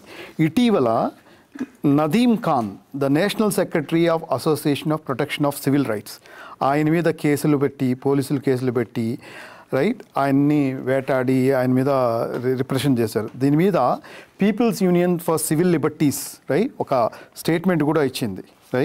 అంటే ఈ ఢిల్లీ పోలీసులు హక్కుల సంఘాల గొంతు నొక్కుదామని ప్రయత్నిస్తున్నారు. అదే కాకుండా ఉత్తరప్రదేశ్లో ఈ బీఫ్ బ్యాన్ ఇన్ అస్సాంలో అంటే అది సరే, అది చట్టం ఏదవుతుందో అయితే ఫుడ్ ఫ్యాసిజం అనేది పెరుగుతుందా? కాదు, అస్సాం ముఖ్యమంత్రి ఆర్థిక ఉగ్రవాది, అతను తక్కువ కాదు, చాలా డేంజరస్ ఫెలో. సరే అది పక్కన పెడదాం. ఇప్పుడు మీరు చెప్పిన దాన్ని బట్టి, సరే మీరు చెప్పిన పేర్లు కొన్ని చెప్పారు. మరి ప్రొఫెసర్ సాయిబాబా ఏంటండి, ఆయనకేంటి 80% అది పని చేయదు. ఆయన మేధావి. ఎన్నేంటి జైల్లో పెట్టారు ఆయన్ని, ఎంత హింసించారు, అండా జైల్లో పెట్టారు. చివరికి ఏమన్నారు, ఆయన ఆరోగ్యం బాగా క్షీణించిపోతే సరే మేము వదిలేస్తున్నాము, ఆయన తప్పు చేయలేదని చెప్పారు. ఆయన నిర్దోషి అన్నారు. మేము అప్పుడే చెప్పాము నిర్దోషి ఆయన అయితే దోషి ఎవరని. ఇన్నేళ్ల పాటు హింసించినటువంటి అతను దోషి అని చెప్పి ఇప్పుడు నిర్దోషి అంటే దోషి ఎవరు? దోషి రావాలి బయటికి, రావడం లేదు. నేను సుప్రీంకోర్టు లెటర్ రాశాను సేమ్ డే, నిర్దోషాన్ని మీరు ప్రకటించారు, దోషి ఎవరో తేల్చాలని చెప్పి సుప్రీంకోర్టు పెద్ద లెటర్ రాస్తే పబ్లిసిటీ బాగా వచ్చింది, కానీ సుప్రీంకోర్టు ఏమి రియాక్ట్ కాలేదు. తర్వాత వరవరరావు ఏంటి, ఆయన పొరకు పొలంత ఉంటాడు, మోడీని చంపేస్తారు పోయేమన్నా. ఆయనకి బెయిల్ ఇచ్చి బాంబేలో పెట్టేశారు. ఆయన ఊరికి వస్తే కొంచెం సైకలాజికల్ ఫీలింగ్స్ ఉంటాయి, ఆయన బాంబేలో పెట్టి ఆయన హింసిస్తున్నారు. తర్వాత గోవింద్ పన్సారే పెద్ద పర్సనాలిటీ చంపేశారు, గౌరీ లంకేష్ చంపేశారు, వైస్ ఛాన్సలర్ దబోల్కర్ చంపేశారు. వాళ్ళ కేసు ఏం రావడం లేదు. అందువల్ల సివిల్ లిబర్టీస్ పైన దాడి చేస్తున్నమాట వాస్తవమే. అయితే దీనిలో ఇంకొక చిన్న సమస్య ఒకటి ఉంది. లిబర్టీస్ ఎవరికి మీకా మాకా అంటే న్యాయపరంగా ఉండాల్సిందే, ఆ ప్రకారం ఫైట్ చేస్తున్నాం. ఇప్పుడు ఇక్కడ లింక్ ఏముందంటే రోజువారీగా ఇప్పుడు మొన్న నక్సలైట్స్ 9 మంది 10 మంది చంపేశారు, ముడుగులు చంపేశారు, అంతకుముందు బస్తర్లో చంపేశారు. వాళ్ళు చంపేస్తున్నారు, మేము సంతాపం ప్రకటిస్తూ ఉన్నాం.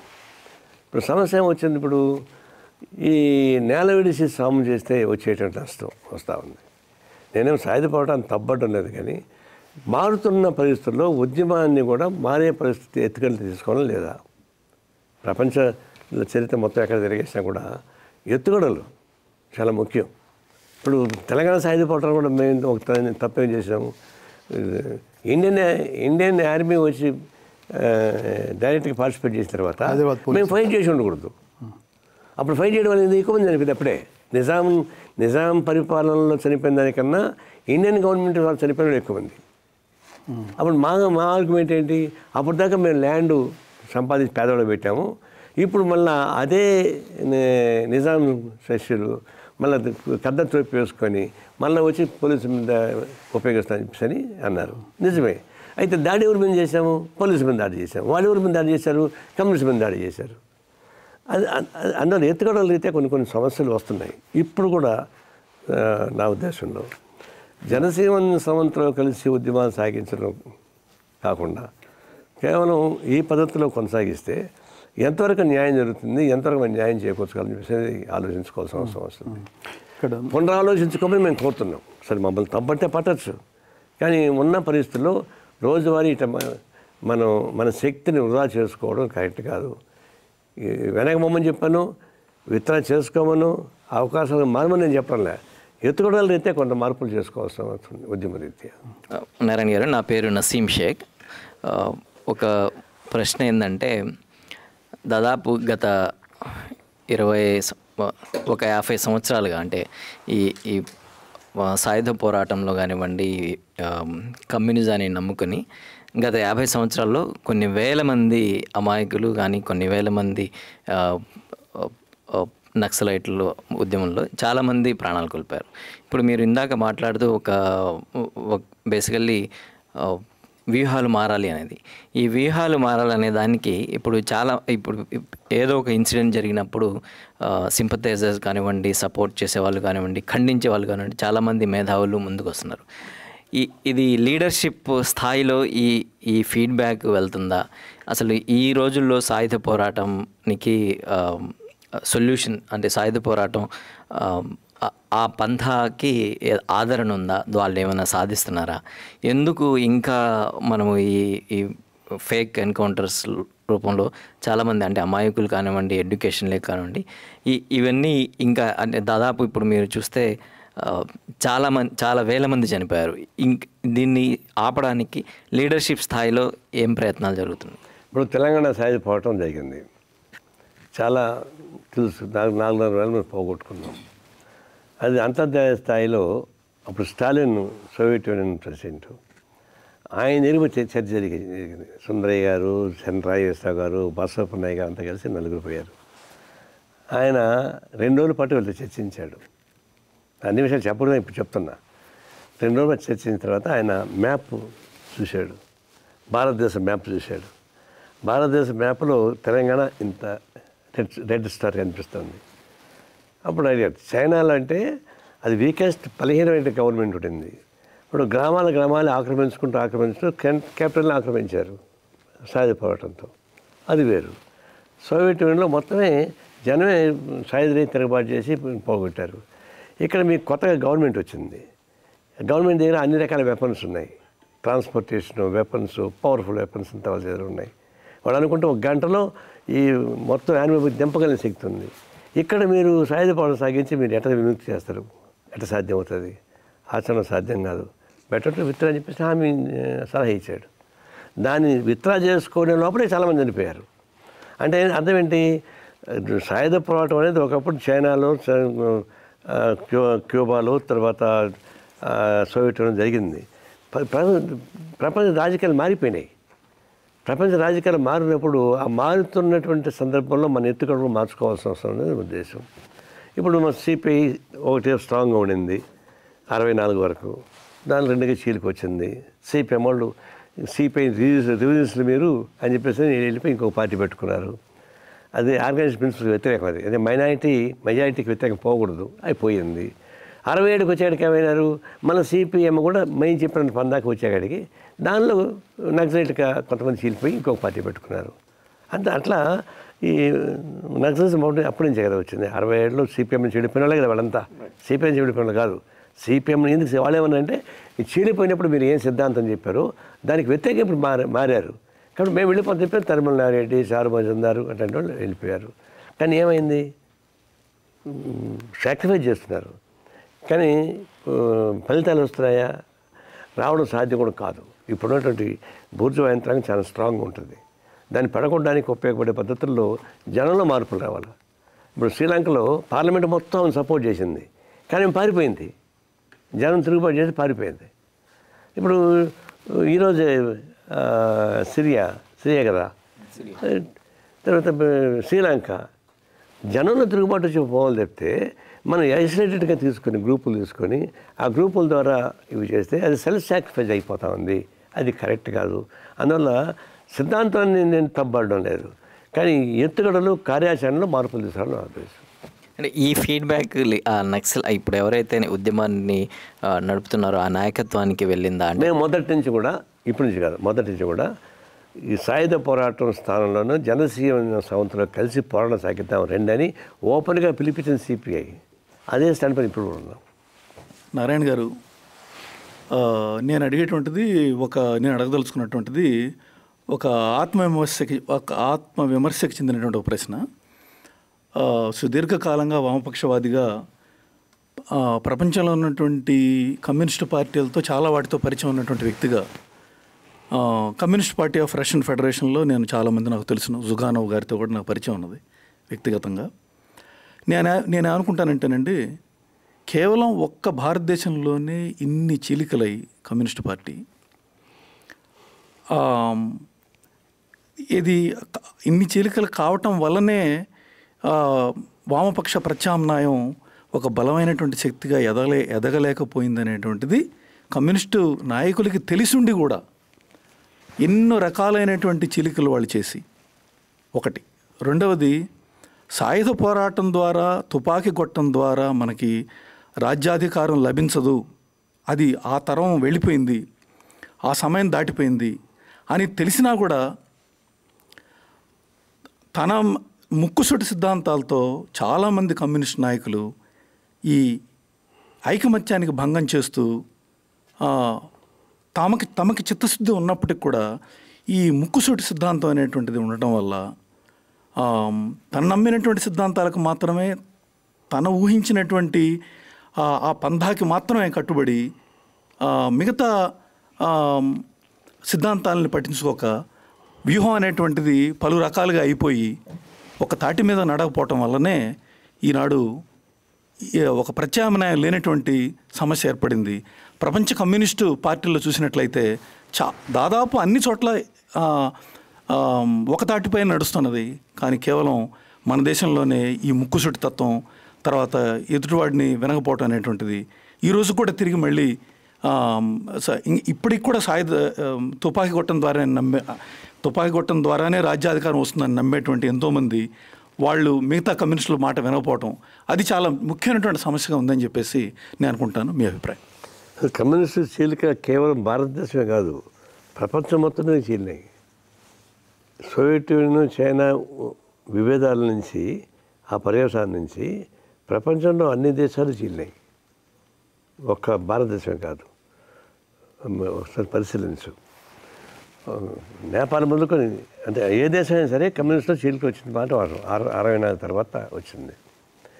అయితే వచ్చినా కూడా ఫైట్ చేసి ముందుకు వస్తుంటే ఘటనలు ఉన్నాయి, అది వేరు. ఇక్కడ ఇంకా ఎక్కువ చీలినాయి. ఇప్పుడు దాదాపు నక్సలైట్స్ గ్రూప్ అంతగా 34-35 గ్రూపులు ఉంటున్నాయి. అది ఆ చీలికల పెళ్లికల వల్ల కూడా నష్టం వచ్చిన మాట వాస్తవం.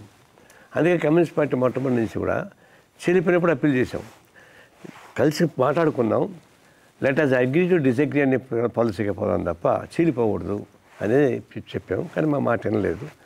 ఆ రోజు నుంచి ఈ రోజు దాకా కూడా కమ్యూనిస్టులు కలిసి అంత ఒకే గోడి కింద రావడం ద్వారానే ప్రజానీకానికి కాన్ఫిడెన్స్ క్రియేట్ చేయగలం. ఆ విధంగా రమ్మని చెప్పేసి మేము పిలిపిస్తున్నాము. అయితే ఒకే చేత్తో కొడితే చప్పట్లు రావు కదా. నేను ఏకపక్ష లవ్ అయితే కుదురుతుంది. ఇప్పుడు నువ్వు కూడా నన్ను లవ్ చేస్తే నేను లవ్ చేస్తే ఉపయోగపడుతుంది.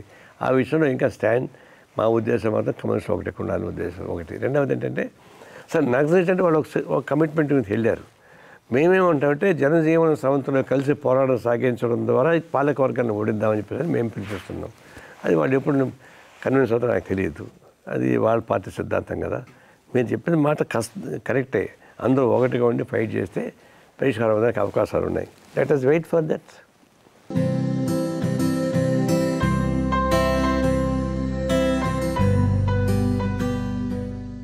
ఉత్తరప్రదేశ్లో సంబల్పూర్లో హిందూ ముస్లిం మత కల్లోలాలు మొదలైనవి. 500 సంవత్సరాల క్రితం కట్టిన ఒక మసీదుని, షాహీ జమా మసీదుని ఆర్కియలాజికల్ సర్వే ఆఫ్ ఇండియా కోటాజాలతో మళ్ళీ దాన్ని సర్వే చేయమన్నారు. అక్కడ జరిగిన పోలీస్ కాల్పుల్లో 4 ముస్లిం యువకుల్ని కాల్చి చంపారు. అయితే ఈ మత కల్లోలాల్లో పాలక వర్గం పాత్ర ఏంటి? దీన్ని ప్రజాస్వామిక శక్తులుగా ఎదుర్కోవడం ఎట్లా? సృష్టిస్తుందే పాలకవర్గం. ఈ ఉద్యమాన్ని సృష్టిస్తుందే వాళ్ళే. ఇప్పుడు ఉదాహరణకి అయోధ్య మీద ఉపయోగించి పెద్ద చేశారు.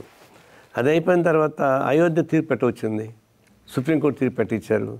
తీర్పు ఇచ్చిన తర్వాత ఆ తీర్పు ఇచ్చినటువంటి జడ్జెస్ ఎక్కడున్నారు? వాళ్ళు ఒకడేమో రాజ్యసభలో ఉంటాడా, ఇంకొకడేమో ఆంధ్రప్రదేశ్ గవర్నర్గా ఉంటాడా? అంటే తీర్పు బడుద్దాయి తీర్పు ఇచ్చి వాళ్ళు ప్రమోషన్లు పొందారు. అదొక తీర్పు, అది పెట్టింది. మన ఇప్పుడు ఏమంటున్నారు, అన్ని మసీదుల్లో మీరు పునాదులు తవ్వండి, అక్కడ హిందూ సింబల్స్ కనిపిస్తాయి అని చెప్పేసి అని మొదలుపెట్టారు. అయోధ్య ఏంది ఇంకా వరుస పెట్టి మొదలుపెట్టి చేస్తున్నారు. ఇది ఎవరు చేస్తాను? దాన్ని కేంద్ర ప్రభుత్వం చేస్తూ ఉంది.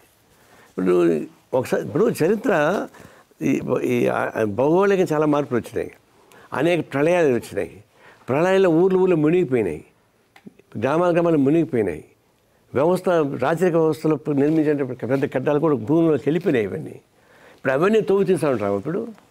ఇప్పుడు స్వాతంత్రం వచ్చిన తర్వాత ఇప్పుడు మనం ఏం చేస్తాం దాన్ని చూడాలి తప్ప చరిత్ర మొత్తం తిరగేసి అక్కడి నుంచి మొత్తం ఈ ముస్లిమ్స్ ఇతర దేశాల నుంచి వచ్చారు కాబట్టి అని అంటారు. ఇతర ముస్లిమ్స్ కూడా స్వాతంత్ర పాల్గొన్నారు కదా. బ్రిటిష్ వ్యతిరేకంగా ముస్లిమ్స్ కూడా పాల్గొలేదా? నిజాం వ్యతిరేకం పోరాటం మగ్దుద్దీన్ ఎవరు? సాయుధ పోరాటంలో నెంబర్ 1 ఆయన. అందువల్ల వీళ్ళు దీన్ని కావాలని రెచ్చగొట్టి, అది చెప్తాను కదా, మెజారిటైజేషన్ ఒక సిద్ధాంతం అడ్డం పెట్టుకొని అన్ని చోట్ల ముస్లిమ్స్ హిందూ దేవాలయాలను పడగొట్టారు. వాళ్ళు మసీదు పునాలు తవ్వండి అని చెప్పేసి కేంద్రం నుంచి ఒక ఆదేశం వచ్చిన తర్వాత ఈ సమస్య వస్తూ ఉంది. అందువల్ల ఇది సృష్టించేదే ఇప్పుడున్నటువంటి బీజేపీ ప్రభుత్వం. దాన్ని వ్యతిరేకిస్తే వీళ్ళందరూ దేశద్రోహులు అంటే కాల్చి పడేస్తున్నారు. అందుకే సమలపతి అందరూ ట్రై చేసాం వాళ్ళు పరామర్శిద్దామని, గవర్నమెంట్ పోనింది ఏముంది. అందులో దీని కల్పిట్ ఎవరంటే కల్పిట్ ఉద్యమకారులు కాదు, కల్పిట్ ఆర్ఎస్ గవర్నమెంటే.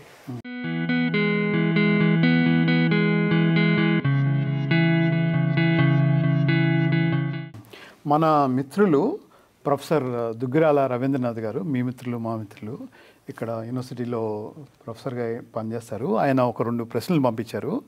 రైట్, ఆయన ఏమంటారంటే, what are the views on the interrelated aspects of nativism, religion and minorities in India? అది మొదటి ప్రశ్న. రైట్. రెండో ప్రశ్న వచ్చి, how to curtail the current government's drive of hegemony as it relates to the governance based on the true democratic principles of secularism and pluralism. మన భారతదేశం లౌకిక వ్యవస్థ. మన కాన్స్టిట్యూషన్లో అధికారపూర్వకంగా లెక్కించుకున్నటువంటి సెక్యులర్ డెమోక్రటిక్ ఫ్యాబ్రిక్ మంది. దానిలో మైనారిటీస్ వేరు, మెజారిటీ వేరు ఉండదు. దానిలో భారతదేశంలో ఉన్నటువంటి, నేను చెప్పాను ఇందాక, even 1% of the religious community ఉంటే కూడా వాళ్ళని రెస్పెక్ట్ చేయాల్సింది తప్ప మీరు 1% కాబట్టి మీరు ఇగ్నోర్ చేయడం అనేది సాధ్యం కాదు. ఆ విధంగా చేయబట్టే ఖలిస్తాన్ ఉద్యమం వచ్చింది, ఆ చేయబట్టే జేకేఎల్ఎఫ్ ఉద్యమం వచ్చింది, ఆ చేయబట్టే ఈశాన్య ప్రాంతాలు వచ్చాయి. అది గుణపాఠం తెలుసుకున్నాం మనం. కాబట్టి ఇది మైనారిటీ సమస్య కాదు, ఇది ఈ సెక్యులర్ వ్యవస్థ, డెమోక్రటిక్ ఫ్యాబ్రిక్ ఉంది. ఆ ప్రకారం దీన్ని పరిపాలన చేయించాలి. ఇప్పుడు వీళ్ళు ఏం చేస్తారంటే మైనారిటీస్ అనే పేరుతోటి బొచ్చ జగన్ ప్రయత్నించడం కూడా సాధ్యం కాదు. ఒకటి, మీరు ముస్లిమ్స్ ఎందుకు సపోర్ట్ చేస్తున్నారు? ముస్లిమ్స్ వాళ్ళ రిలీజియస్ బహుభార్య తత్వం ఉంది, ఎక్కువ మంది పిల్లలు కనుక్కోవచ్చు, రాబోయే రోజు ముస్లిమ్స్ మెజారిటీ వచ్చేస్తారు అని చెప్పేసి ప్రచారం చేస్తున్నారు. మోహన్ భాగవత్ మొన్న ఏం చెప్తారంటే, మీరు ఎక్కువ బిడ్డలు మీకు కనండి, 3 కానీ 4 కనుక్కోండి అని అంటున్నాడు. అంటే ఉద్దేశం ఏంటంటే ముస్లిమ్స్ ఎక్కువ మంది పిల్లలు కనేస్తున్నారు కాబట్టి మీరు కూడా ఎక్కువ మంది కనండి అని చెప్పేసి అని. ఇదేం సిద్ధాంతం ఇది? ఎవరు రిలీజియస్ వాళ్ళకి రెస్పెక్ట్ ఉంటుంది.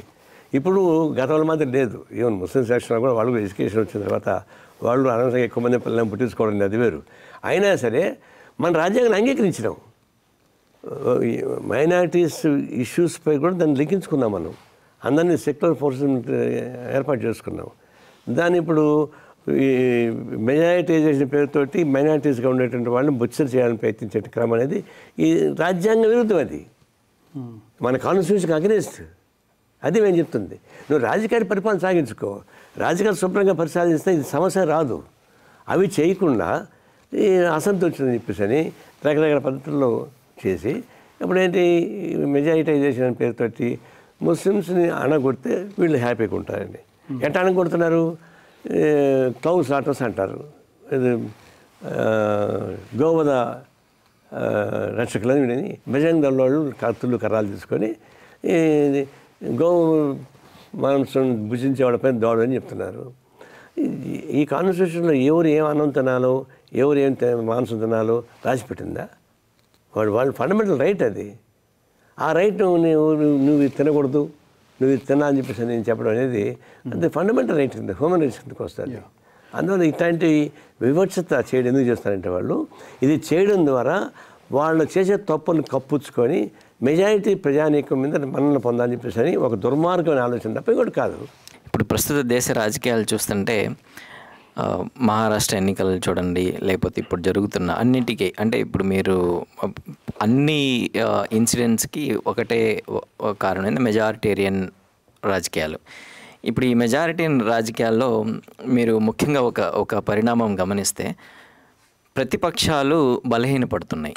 అంటే మతాన్ని యూజ్ చేస్తున్నప్పుడు, మతం ఆస్పెక్ట్ని తీసుకొస్తున్నప్పుడు ప్రతిపక్షాలు అది సిపిఎం పార్టీ కానివ్వండి, కాంగ్రెస్ పార్టీ కానివ్వండి, రాష్ట్రాల్లో ప్రాంతీయ పార్టీ, ఇప్పుడు మహారాష్ట్రలో శివసేన, ఇవన్నీ కూడా మీరు హార్డ్ హిందుత్వ, సాఫ్ట్ హిందుత్వ కాంపిటీషన్లో they are losing the battle. అంటే ఈ పరిణామంలో ఈ ఇన్సిడెంట్, అంటే ఈ పర్టికులర్ చేంజ్ని ఎలా మీరు హ్యాండిల్ చేస్తారు? అంటే ఇప్పుడు అంటే ఈ హార్డ్ హిందుత్వాన్ని ఎదుర్కోవడానికి ఏం ఎత్తుగడరు అంటే ప్రతిపక్ష పార్టీలుగా? ఇప్పుడు హిందుత్వంలో సాఫ్ట్ లేదు, హార్డ్ లేదు, హిందుత్వం అది. అందువల్ల దాన్ని మేము ఒప్పుకోవడం లేదు. సాఫ్ట్ హిందుత్వం, హార్డ్ హిందుత్వం అనేది కరెక్ట్ కాదు. అది రెండు ఏదైనా సరే ఒకే మోసం ఉండదు. రెండవది ఏంటంటే దీన్ని అధిగమించడానికి ఉపయోగపడేటువంటి ఉద్యోగం ఎప్పటి నుంచి వస్తున్నాయి? రాజకీయాల్లో మౌలిక మార్పులు వచ్చినాయి, అంటే ఆర్థిక వ్యవస్థ మార్పులు వచ్చినాయి, సరళీకరణ, ఆర్థిక వ్యవస్థ మార్పులు వచ్చినాయి. దానిలో భాగంగా అనేక పద్ధతుల్లో సంక్షేమ కార్యక్రమాలు మొదలుపెట్టారు. అంటే సంక్షేమ కార్యక్రమం ఎందుకు మొదలుపెట్టారంటే ఓట్లు కొనుగోలు చేయడానికి ఉపయోగపడే పద్ధతిలో సంక్షేమ కార్యక్రమం మొదలుపెట్టుకున్నారు వాళ్ళు. కానీ మనం అదే పరమావధిగా చూసుకొని వెళ్తున్నాం, జరుగుతూ ఉంది. ఇప్పుడు ఎప్పుడైతే ఇది మారుతూ ఉందో రాజకీయాలు డబ్బులు కలిసిపోయినాయి, వ్యాపారీకరణ అయిపోయినాయి, politicalisation, commercialisation of the politics వచ్చేసింది. తర్వాత అది చాలదని చెప్పని కమ్యూనలైజేషన్ ఆఫ్ పాలిటిక్స్, మతాన్ని ఇరికిచ్చారు, మళ్ళీ కులాన్ని ఇరికిచ్చారు. అంటే కులాన్ని మేము వ్యతిరేకించాం, అంటే కులతత్వాన్ని వ్యతిరేకిస్తాం తప్ప ఎవరి కులాన్ని వాళ్ళు ప్రేమించుకోవడం తప్పే ఉంది, ఎవరి మతాలను ప్రేమించుకోవడం తప్పే ఉంది. కానీ మతోన్మాదం కరెక్ట్ కాదంటున్నాం. ఇప్పుడు రాజకీయాల్లోకి డబ్బులు వచ్చినాయి, కులంను ఉపయోగిస్తున్నారు, మతాన్ని ఉపయోగిస్తున్నారు. ఈ మూడు వెపన్స్ గట్టిగా నిలబడినాయి. దానికి వ్యతిరేకంగా ఫైట్ చేయడానికి కమ్యూనిస్ట్ చేతులు ఏం జెండాలు, కరపతాలు తప్ప అంత విజయం లేవు. అది తాత్కాలికమైన పరిణామాలే. ఈ మూడు రావడంతో వాళ్ళు ఏం చేశారంటే కార్పొరేటీకరణ పెట్టేశారు. ఇప్పుడు వాళ్ళు ఏం చేస్తారు, ఇప్పుడు నీ మీడియా 95% ఆఫ్ ది మీడియా మొత్తం వాళ్ళ చేతుల్లో ఉంది. ఎన్డీటీవీ ఎవరి హ్యాండర్కి పోయింది? ద బెస్ట్ ఇన్స్టిట్యూట్ ఆయనకు 6,000 కోట్ల రూపాయల అప్పుని చూపించి బెదరగొట్టి పక్కన పెట్టి సరే అది అయిపోయిన తర్వాత ఇప్పుడు 6,000 కోట్ల రూపాయలు రద్దు చేసి పారేశారు. ఏ ప్రణయ్ మీద కేసు పెట్టారో ఆయన నిర్దోషాన్ని ప్రకటించారు, 6,000 కోట్ల రూపాయలు రద్దు చేసి పారేశారు మారినాక. అంటే మీడియా మొత్తం వాళ్ళ చేతికి పోయింది. తర్వాత డెమోక్రటిక్ ఫోర్సెస్ మొత్తం కొనుగోలు చేయడం మొదలుపెట్టారు, రాజకీయ పార్టీలు కొనుగోలు చేయడం మొదలుపెట్టారు బ్లాక్మెయిల్ చేయడం ద్వారా. ఇవన్నీ వచ్చినాక ఏమైందంటే దాని వ్యతిరేకంగా నిలబడి పోరాటం సాగించడానికి ఇంకా జనంలో విపరీతమైన మార్పు రాకుండా పోతే సాధ్యం. ఎందుకంటే పొలిటికల్ పార్టీలు కూడా బ్లాక్మెయిల్ చేస్తారు. మమతా బెనర్జీ ఉంది, కేజ్రీవాల్ ఉన్నాడు, ములాయం సింగ్ వాళ్ళు ఉన్నారు. వీళ్ళంతా ఎట్లా బ్లాక్మెయిల్ చేస్తారు వాళ్ళని? నువ్వు ఫైట్ చేసుకో కానీ యూత్ కలవబాకు. కేజ్రీవాల్కి ఇచ్చిన వార్నింగ్ అదే, నువ్వు ఫైట్ చేసుకో కానీ యూత్ కలవబాక. వాడు సరెండర్ అయిపోయాడు ఇప్పుడు. అందుకని యూత్ కలవని ఒకటే ఉన్నాను ఎందుకంటున్నాడు, ప్యూరిఫైడ్ అయినాడనే. They blackmail then by the BJP corporate companies, మేము డబ్బులు ఇస్తాం మీకు, వాళ్ళతో కలవబాకు. ఈ పద్ధతుల్లో రకరకాలుగా మేనేజ్ చేసి డెమోక్రటిక్ ఉద్యమాన్ని బలహీనపరుస్తున్నమాట వాస్తవం. దీని మీద ఫైట్ చేయాల్సిందే. అందుకే మేము ఏం చేస్తున్నాము, ఇండియా కుటుంబంతో మేము కూడా కలిసి పెద్దలను ఫైట్ చేయాలని ట్రై చేస్తున్నాం, ప్రయత్నం సాగిస్తున్నాం. జనంలో ఈ అందుబాటులో ఉండే తిరుగుబాటు కూడా రావాల్సి ఉంటుంది. దానికి అందుకోవాల్సిన పద్ధతిలో మేము ఉండాలి. అవి కొన్ని టైం పడుతుంది. చూస్తున్నాం కదా చుట్టుపక్కల ఏమేమి మార్పులు వస్తున్నాయో, అట్లా మార్పు ఇటు వస్తుంది నేను ఎక్స్పెక్ట్ చేస్తున్నాను. హిందుత్వ భావజాలం అనేది ప్రవాస భారతీయుల్లో కూడా పాకిన విషయం వాస్తవం. సో దీని మీద మీ అడ్వైజ్ ఏంటి? ఎట్లా దీన్ని కంటైన్ చేసే సూచనలు ఏమైనా ఉన్నాయా? మనం హిందూ అనే మాటని కొంచెం వల్కరైజ్ చేస్తున్నాం. నాకు ఒక ప్రొఫెసర్ ఏం చెప్పాడంటే, నా వీడియో విని నువ్వే సపోర్ట్ చేస్తావు బీజేపీ అడిగాను నన్ను. నేనే సపోర్ట్ చేస్తాను అన్న. నీ ఉపయోగం 90 మాటలు బీజేపీ గురించి చెప్పినావు, నీకు 10 మాటలు మాత్రం కమ్యూనిస్ట్ పార్టీ గురించి చెప్పుకున్నావు అన్నాడు. అంటే ఏంటి, బీజేపీని ఓడించాలి, హిందువులు ఓడించాలి అనేది నెగిటివ్ యాంగిల్ పాజిటివ్ పోతుంది. ఒకటి. రెండు, హిందువులంతా ప్రగతికి వ్యతిరేకం కాదు, హిందూ ఫిలాసఫీ లేదు. మనం మాట్లాడేటప్పుడు జాగ్రత్త పడాల్సి ఏంటంటే, ప్రధానికి హిందుత్వం అని చెప్పడం ద్వారా సామాన్య ప్రజలు కూడా హిందువులు తిడుతున్నారు అని చెప్పేసి అనేటువంటి ఒక వర్షన్ పోతుంది. అది జాగ్రత్త చేసుకోవాల్సిన అవసరం ఉంది. This is we're secularist. లౌకికవాదన మనం, హిందూ వాదనం కాదు, లౌకికవాదం అనేటువంటి ఉద్యమాన్ని ముందు తీసుకెళ్ళడం ద్వారా ఉపయోగపడుతుంది. ఇప్పుడు దాన్ని వాళ్ళు ఏం చేస్తారు, మనం హిందుత్వాన్ని గురించి మనం ప్రశ్నిస్తుంటే హిందువులను తిడుతున్నారని చెప్పేసి వాళ్ళు ప్రచారం చేస్తున్నారు. హిందుత్వం వేరు, హిందువులు వేరు కదా. అండ్ మన హిందుత్వం ప్రమాదం అని మనం చెప్తుంటే వాళ్ళు హిందువులను తిడుతున్నారు, హిందువులను హింసిస్తున్నారు అని చెప్పేసి బీజేపీ వాళ్ళు చెప్పడం మొదలు పెడుతున్నారు. ఆడ కొంచెం ప్రాబ్లమ్స్ ఉన్నమాట వాస్తవమే. అది కొంచెం జాగ్రత్త చేసుకోవాలి మనం. ఇండియాలో మైనారిటీస్ అంటే ముస్లిమ్స్ అండ్ క్రిస్టియన్స్, పంజాబీస్ వాళ్ళ పైన ఇన్నోసెంట్స్ పైన అటాక్స్ జరుగుతున్నాయి. వాటిని ఎలాగా చేయడం, వాళ్ళపైన ఇన్నోసెంట్స్ పైన అటాక్ జరుగుతున్నాయి కదా ఈ మధ్యకాలంలో. అవును, వాళ్ళని ఎలా ప్రొటెక్ట్ చేయొచ్చు? Lot of minority people like Muslims, Christians, Punjabi people. మీరు చెప్పింది కరెక్టే. బీజేపీ వచ్చిన తర్వాత అట్రాసిటీ పెరిగాయి. వాళ్ళు సెలెక్టెడ్గా మైనారిటీస్ పైన దాడి చేస్తున్నారు. దీన్ని బలహీనం చేయడం ద్వారా కొట్టి లొంగ తీసుకోవడానికి ప్రయత్నిస్తున్నారు. ఉదాహరణకి గుజరాత్లో అంత మ్యాస్గా జరిగింది. ఇప్పుడు ముస్లిమ్స్ ఓట్లు ఆయనకి వేస్తున్నారు ఎక్కువ బీజేపీకి, ఎందుకంటే థ్రెటన్ అయిపోయింది, ఒక భయంకరమైన పరిస్థితి. ఇప్పుడు శ్రీలంకలో జేవీపీ యాంటీ టమిలియన్స్, కానీ టమిలియన్స్ కూడా ఆయనకు ఓటేశారు, ఎందుకంటే ఆ విధంగా ప్రెషర్స్ వచ్చేస్తున్నాయి. అది ఒకటి. రెండు, అయినా సరే ఇక్కడ బీజేపీ గవర్నమెంట్కి వచ్చిన తర్వాత సెలెక్టివ్గా మైనారిటీస్ అంటే ముస్లిమ్స్ పైన ఏదో పేరుతోటి గోవద ఆవులను చంపుతున్నారు, ఆవులు చంపుతారని చెప్పేసి అనే పేరుతోటి దాడులు చేస్తున్న మాట వాస్తవమే. అది మేము ఫైట్ చేస్తున్నాం, మేమే గట్టి నిలబడుతున్నాం. వాస్తవానికి మా వాయిస్ ఎంత అనేది కాదు, ఇన్ ప్రిన్సిపల్ ఎక్కడ మైనారిటీస్కి అన్యాయం జరిగినా సరే కమ్యూనిస్ట్ వాయిస్ ఉంటుంది. ఎంత బలంగా ఉంది అనేది మా బలాన్ని బట్టి ఉంటుంది. బట్ మా సైద్ధాంతిక బలం ఉంది, భౌతిక బలం తక్కువ ఉండొచ్చు. అది ఎప్పుడు బయటపడతాను చూస్తున్నా.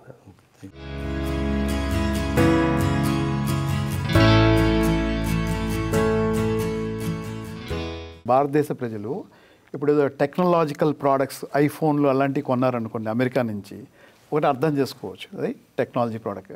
కానీ భారతదేశం ఈ రోజున ఈ hi-tech drones, weapons, $6 billion weapons కొంటుంది. మొన్నే ఇటీవల 38,000 కోట్ల రూపాయలతోటి డ్రోన్స్ కొంది. అమెరికా దగ్గర భారతదేశం ఆయుధాలు కొనడం వల్ల భారతదేశ ప్రజలు అది మంచి జరుగుతుందా, చెడు జరుగుతుందా? ఇప్పుడు ఇక్కడ ఆయుధాలు ఉత్పత్తి చేసేది ఎవరు ఇక్కడ అమెరికాలో?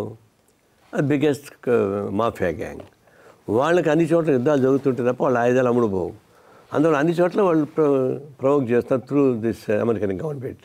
అమెరికన్ గవర్నమెంట్ ఏం ప్రోత్సహిస్తుంది. ఇప్పుడు అమెరికన్ గవర్నమెంట్ కనుక ఏం చేయకుండా కామ్గా ఉంటే ఎక్కడ ప్రాబ్లం రాదు. ఉక్రెయిన్లో ఎన్ని సమస్య వచ్చింది? ఉక్రెయిన్లో సమస్య ఎందుకు వస్తే నాటో ప్రస్తావన వల్ల వ్యతిరేకిస్తున్నారు వాళ్ళు. ఇప్పుడు అది వాళ్ళని వెనక్కి మమ్మల్ని చెప్పండి, ఉక్రెయిన్ సమస్య పరిష్కారం అయిపోతుంది చేయడంలే. ఇప్పుడు ఈరోజు సిరియానా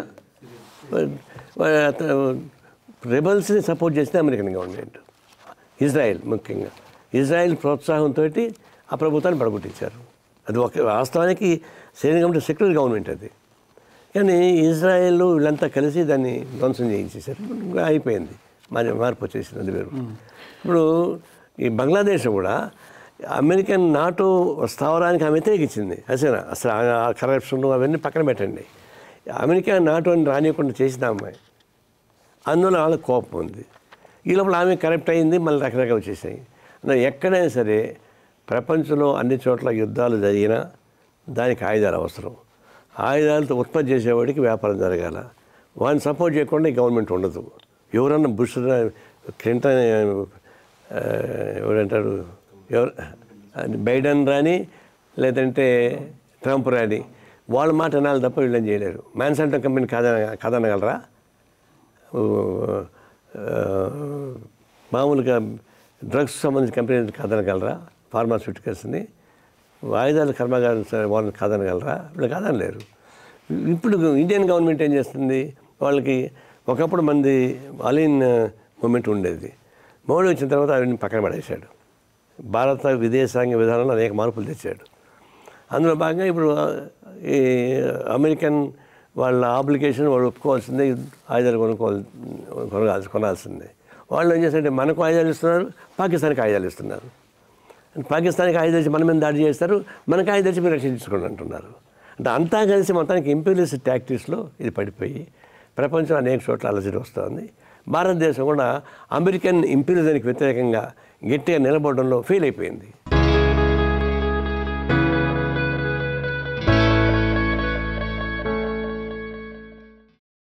రెడ్ స్టార్ ఓవర్ ఇండియా అని యాన్ మిరేదల్ అని ఒక స్వీడిష్ రచయిత రాశాడు. రైట్, ఇది రాసి కూడా దాదాపు ఒక 5-6 సంవత్సరాలు అవుతుంది. దీనిలో జస్ట్ ఒక వాక్యము, the government of India is preparing to launch its largest and best organized offensive ever on the 4-decade-old right insurgency movement that affects hundreds of millions. ముఖ్యంగా భారతదేశంలో దండకారణ్యంలో రైట్ ఈ 11 నెలల కాలంలో దాదాపు 270 మంది దాకా దళిత ఆదివాసీలని నరేంద్ర మోడీ, ప్రధానమంత్రి నరేంద్ర మోడీ, అమిత్ షా, సాయుధ బలగాలు కాల్చి చంపాయని మానవ హక్కుల సంఘాలు ఆరోపణలు చేస్తున్నాయి. రైట్, గతంలో జరిగిన ఎన్కౌంటర్ హత్యలతో కంపేర్ చేస్తే విపరీతంగా ఉంది. దీనిని వ్యతిరేకిస్తూ అంబేద్కర్ రచించిన భారత రాజ్యాంగంలో ఉన్నటువంటి జీవించే హక్కును కాపాడుకోవడం ఎలా? ఇప్పుడు గొంగళ కూర్చొని అన్నం తింటున్నాం, వెంట్రుక బొక్కని చెప్పేసి అలిగిపోలేరు. ఎవరండి హోమ్ మినిస్టర్ అమిత్ షా? ఆయన ఒక మర్డర్ కేసులో ఇరుక్కుపోతే కోర్టు ద్వారా ఆయన రాష్ట్ర బహిష్కరణ చేస్తే ఆయన 12 మందిని చంపిస్తే కానీ నిర్దోషి కాలేదు. సాక్షులు చంపించాడు, లాయర్స్ చంపించాడు, లోయ సిపిఐ డైరెక్టర్ ఆయన ఎన్కౌంటర్ చేస్తుండే ఆయన చంపించాడు. అదే 12 మందిని చంపించి ఆయన నిర్దోషిగా ప్రకటించుకున్నాడు. అతను ఇప్పుడు హోమ్ మినిస్టర్. వాళ్ళు ఏం పని చేస్తారు? వాళ్ళు ఈ పని చేయకుండా ఈ దండకార్యాన్ని మీద దాడి చేసినా ఎందుకు చేస్తున్నారు దాడి చెప్పండి. ఇప్పుడు రిచెస్ట్ మినరల్స్ ఉండేది ఫారెస్ట్లో. మణిపూర్ ఎందుకు జరుగుతుంది రావణ కాస్త? మణిపూర్లో రిచెస్ట్ మినరల్స్ ఉన్నాయి అండర్ గ్రౌండ్. దాన్ని ఇప్పుడు అదానికి కావాలని కోరుతున్నాడు. అందులో దానికి 4-5 వేల ఎకరాలు గీటు గీసి వాడికి అప్పగించడానికి ప్లాన్ చేసుకున్నారు. ఇప్పుడు ఇదేం చేయడు, మైతీస్ ఫార్వర్డ్ కింద లెక్క, కుకీస్ అసలు ట్రైబల్స్. ఇప్పుడు మైతీస్కి నేను ట్రైబల్ హక్కు కల్పిస్తానని చెప్పేసి ప్రకటించాడు. అంటే వీళ్ళని ట్రైబల్ చేస్తే వాళ్ళు కలిసిపోతే వీళ్ళు పోయి దాన్ని డామినేట్ చేసి మొత్తం హ్యాండ్ ఓవర్ చేసుకోవడానికి. ఇప్పుడు ఎప్పుడైతే కట్టా అప్పుడు కుకీస్ తిరగబడ్డారు. ఇప్పుడు ఎంతవరకు వచ్చిందంటే కుకీస్కు మైతీస్కు మధ్య చెక్ పోస్ట్ వాళ్ళు పెట్టుకున్నారు. మేము పోయినాం, నేను రాజు అందరూ కలిసిపోతే మా జీప్ డ్రైవర్ మనకు ప్రొటెక్షన్ వచ్చిన వాళ్ళు ఆ బార్డర్కి వచ్చి వాళ్ళు దిగిపోయారు. ఎందుకంటే మేము కుకీస్ మమ్మల్ని రానియరు, ఇది పోలీసు వాళ్ళు కూడా మేము మైతీస్ని రానియరు చెప్పేసి వాళ్ళు వచ్చారు మమ్మల్ని తీసుకోవడానికి. సో ఆ విధంగా డివైడ్ చేసేసారు. ఎందుకు డివైడ్ చేశారు? వీళ్ళు మైతీస్కి ఆయుధాలు ఇచ్చి మీరు కొట్టడమని వాళ్ళకి ప్రోత్సహించారు. వాళ్ళ ప్రొటెక్షన్ కోసం వాళ్ళు మా హక్కు పోతాయని చెప్పేసి వాళ్ళు ఫైట్ చేస్తున్నారు. దీన్ని ఎంకరేజ్ చేస్తుంది వాళ్ళే, సెంట్రల్ గవర్నమెంటే. ఇప్పటిదాకా ప్రైమ్ మినిస్టర్ అడిగి పోలేదు కదా, ఏడాడుకోపోతున్నాడు. మరి ఎందుకు చేయడం లేదు అక్కడ? అందువల్ల ఆడ చేసినా సరే నేను మొన్న లాస్ట్ ఇయర్ ఇక్కడ పోయింటి, బయలుదేరలేకపోయింటి. ది బెస్ట్ మినరల్స్ ఆడున్న ఈ సిమెంట్ సంబంధించింది, చాలా క్వాలిటేటివ్. అక్కడ అదానికి ఒక కొండ ఇచ్చేశారు. ఒక కొండ పబ్లిక్ సెక్టార్లో ఉంది, ఇంకొక కొండ వాడికి ఇచ్చేశారు. అతను బోర్డు నాటాడు. నేనే పోయి చూసా. ఆ తర్వాత మా మీటింగ్ వేసుకుంటే దాని మీద పెద్ద పోరాటం, అంగీకరించలేదు. They force to cancel that, అది వేరు. ఇప్పుడు చింతపల్లి అడవులు, ఇంకొక అడవులు ఎందుకు అర్బన్ నక్సలైట్స్ ఖాళీ చేయించాలి, 2026 నక్సలైట్స్ లేకుండా చేయాలి అని ఎందుకు చేస్తారంటే, వీళ్ళంతా ఉండేది బేస్డ్ ఫారెస్ట్ ఏరియాస్లో. అవి ఖాళీ చేసి అవన్నీ కార్పొరేట్ కంపెనీకి అప్పగించాలి. కార్పొరేట్ కంపెనీకి అడవి సంపద అప్పగించడానికి ఉపయోగపడే పద్ధతిలోనే అర్బన్ నక్సలైట్స్ పేరుతో చెప్పినా, నక్సలైట్స్ని హతం చేయాలని చెప్పినా, తర్వాత వామపక్ష తీవ్రవాదాన్ని అంతం చేయాలని ప్రయత్నించిన, 2026 నక్సల్ ఫ్రీ కంట్రీని చేస్తానని బోకర్ని ప్రకటించిన, ఆ నేపథ్య కాల్పులు జరుగుతున్నాయి. చెప్పే చంపుతున్నాడు. ఉత్తరప్రదేశ్ ముఖ్యమంత్రి పలానా రోజు ఇవన్నీ చంపుతామని చెప్పాడు, చంపాడు. ఆ విధంగా ఇప్పుడు మోడీ కూడా మిమ్మల్ని చంపుతామని చెప్పాడు, మొదలుపెట్టాడు. అందువల్ల వాళ్ళు సంపద మీద కన్ను, అడవిలో వాళ్ళు ఫ్రీ కావాలా, రచించడానికి నక్సలైట్ ఉండడానికి వీల్లేదు, ప్రశ్నించేవాడు ఉండడానికి వీల్లేదు, పౌర హక్కులు ఉండడానికి వీల్లేదు. అవిని హతం చేస్తే సంపద మొత్తం వాళ్ళకి అప్పగించవచ్చు ఫ్రీగా. ఇప్పుడు అప్పగించడం చాలదు, వాళ్ళకి ఇంకా ఎక్కువ కావాలని కోరుతున్నారు. ఇప్పుడు ఎంత అప్పగించారు వాళ్ళకి, కార్పొరేట్ కంపెనీస్కి లెక్కలు చెప్తా వరుస పెట్టి. అది సరిపోదు వాళ్ళకి. అత్యంత మినరల్స్ ఉన్నాయి అక్కడ. ది బిల్స్ కంపెనీ వాడు ఎవడు, నరేంద్ర మోడీ, వాడు ఇప్పుడు ఎక్కడ ఉన్నాడు? ఆ కంపెనీకి వ్యతిరేకంగా మేము పోయి ఫైట్ చేసి దాన్ని తగలబెట్టాం. Bulldoze ఏదంటారు, Proclain తగలబెట్టాం. అప్పుడు కానీ వెనక్కి పోలేవాళ్ళు. అందువల్ల అటవీ సంపద మొత్తం కార్పొరేట్ కంపెనీస్కి అప్పగించేట ఒక దుర్మార్గ ఆలోచన నుంచి ఇప్పుడు ఇవన్నీ జరుగుతూ ఉన్నాయి. ఇప్పుడు ఆంధ్రప్రదేశ్ ఎన్నికల్లో తెలుగుదేశం పార్టీ తన మేనిఫెస్టోలో వర్గీకరణ చేస్తాను అంటే ఎస్సీ ఎస్టీ ఎంఆర్పిఎస్ వర్గీకరణ చేస్తానని ఆయన స్పష్టంగా ఆయన మేనిఫెస్టోలో రాశాడు, హామీ ఇచ్చాడు. రైట్. తర్వాత మన సుప్రీంకోర్టు తీర్పు కూడా వచ్చింది. ఇప్పుడు మీరు రైట్ ఈ చంద్రబాబు నాయుడు దాన్ని అమలు చేస్తాడా, లేకపోతే మీరు ఏం డిమాండ్ చేస్తారు చంద్రబాబు నాయుడు? మేము మొట్టమొదటి నుంచి కూడా ఈ వర్గీకరణ సపోర్ట్ చేస్తున్నాం. ఈ ఎస్సీ స్థానంలో మాల మాదిగకు సంబంధించిన వర్గీకరణలో మేము మొదటి నుంచి కూడా కన్విన్స్ అయ్యాను. ఎందుకంటే మాదిగ చాలా బ్యాక్వర్డ్ ఇది. ఈ మాలాస్ అప్గ్రేడ్ అయ్యారు, నో డౌట్ దానికి. అందువల్ల వాళ్ళకి వాళ్ళ భాగం వాళ్ళకు ఉండాల్సిన చెప్పేసిన పద్ధతిలో మొట్టమొదటి మేము సపోర్ట్ చేస్తున్నమాట వాస్తవం. ఇప్పుడు రాను ఉద్యమం పెరిగైపోయింది. పాలక వర్గాలు కూడా ఓట్ల కోసం వాళ్ళు దాన్ని అంగీకరిస్తున్నారు. ఓట్ల కోసం నిజమైన వాళ్ళు నిజంగా మాదిగలు చాలా ఇబ్బంది పడుతున్నారు అని వాళ్ళ కోసం, సింపతి కోసం కాదు, ఓట్ల కోసం వాళ్ళు రాజీ చేస్తున్నారు. కానీ అమలు చేయడం లేదు. ఎన్ని మాట అసెంబ్లీలో పాస్ చేశారు? చంద్రబాబుని అంతకుముందు ఉన్నప్పుడు పాస్ చేశాడు, కేసీఆర్ అసెంబ్లీలో తీర్మానం పాస్ చేశాడు. కానీ వీళ్ళు సెంట్రల్ బడ్జెట్కి కొట్లాడలేకపోతున్నారు. మన కంటిన్యూటీ కోసం చేస్తున్నారు. సెంట్రల్ బడ్జెట్ దాని మీద ఫైట్ చేయడం సిద్ధపడలేదు. ఇప్పుడు సుప్రీంకోర్టు తీర్పు వచ్చింది. దాని మీద సెంటర్ నుంచి వాళ్ళు ఒక కమిటీ వేసి దాన్ని అమలు చేయాలా, అది కాలయాపన చేస్తున్నారు. ఇవన్నీ కూడా ఏంటంటే వాళ్ళకి ఇష్టం లేదండి. పాలక వర్గాలకి వర్గీకరణ పరిష్కారం చేయడం ఇష్టం లేదు వాళ్ళకి. వీళ్ళు కొట్లాడుకుంటూనే ఉండాలి, ఇద్దరు మన పక్కన తెలుసుకొని పరిష్కారం చేసుకుందని ఉన్నారు. ఇప్పుడు చంద్రబాబు నాయుడు ఇచ్చాడు. వాస్తవానికి చంద్రబాబు నాయుడు ఇప్పుడు మోడీకి చంద్రబాబు నాయుడు లేకపోతే మోడీ ఉండలేడు అక్కడ. మొన్న గవర్నమెంట్లో కూడా 400 సీట్లు వస్తాయని చెప్పి అన్నాడు. ఎందుకు 240కి పరిమితం అయిన బీజేపీ 303 నుంచి ఎందుకు తగ్గాడు 240కి? ఎందుకు ప్రైమ్ మినిస్టర్గా ఉన్నాడు? స్వాతంత్రం వచ్చిన తర్వాత ప్రైమ్ మినిస్టర్ క్యాండిడేట్గా అది తక్కువ ఓట్లు వచ్చింది మోడీకి. మొన్న ఏ ప్రైమ్ మినిస్టర్ కన్నా ఎక్కువ వచ్చే ఓట్లు, అని దాన్ని బట్టి అన్పాపులారిటీ వచ్చేసింది. ఆ నితీష్ కుమార్ చంద్రబాబు నిలబడబట్టి ప్రైమ్ మినిస్టర్ అయ్యాడు.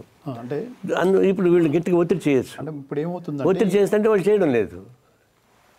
ఇప్పుడు ఈ వివేక్ వెంకటస్వామి లాంటి రాజకీయ నాయకులు రైట్, అంటే వాళ్ళు ఏ పార్టీలో ఉన్నా, కాంగ్రెస్ పార్టీలో ఉన్నా, వాళ్ళ డబ్బుని కోట్ల రూపాయలు వెదజల్లి ఒక వైషమ్యాన్ని వెదజల్లుతున్నారు. రైట్, చాలా డ్యామేజ్ చేస్తున్నారు. కాకపోతే మీరు ఒక సీనియర్ రాజకీయ నాయకుడిగా తెలంగాణలో రేవంత్ రెడ్డి గారికి కానీ లేకపోతే చంద్రబాబు నాయుడుకి కానీ రైట్, వాళ్ళైతే ఓపెన్గా హామీ ఇచ్చారు కదా, వాళ్ళు దాన్ని అమలు చేస్తే ఒక లాజికల్ కన్క్లూజన్ వస్తుంది కదా. దీన్ని ఇలా పెంచి పోషించి ఇంకా పోలరైజ్ అయిపోద్ది కదా సొసైటీ. ఇప్పుడు రేవంత్ రెడ్డి ఏదో మాకు పెద్ద మేనమామ కొడుకని, చంద్రబాబు నాయుడు మాకు మేనత్త కొడుకని మేము చెప్తే వాడు వింటాడని అనుకోవడం పొరపాటు.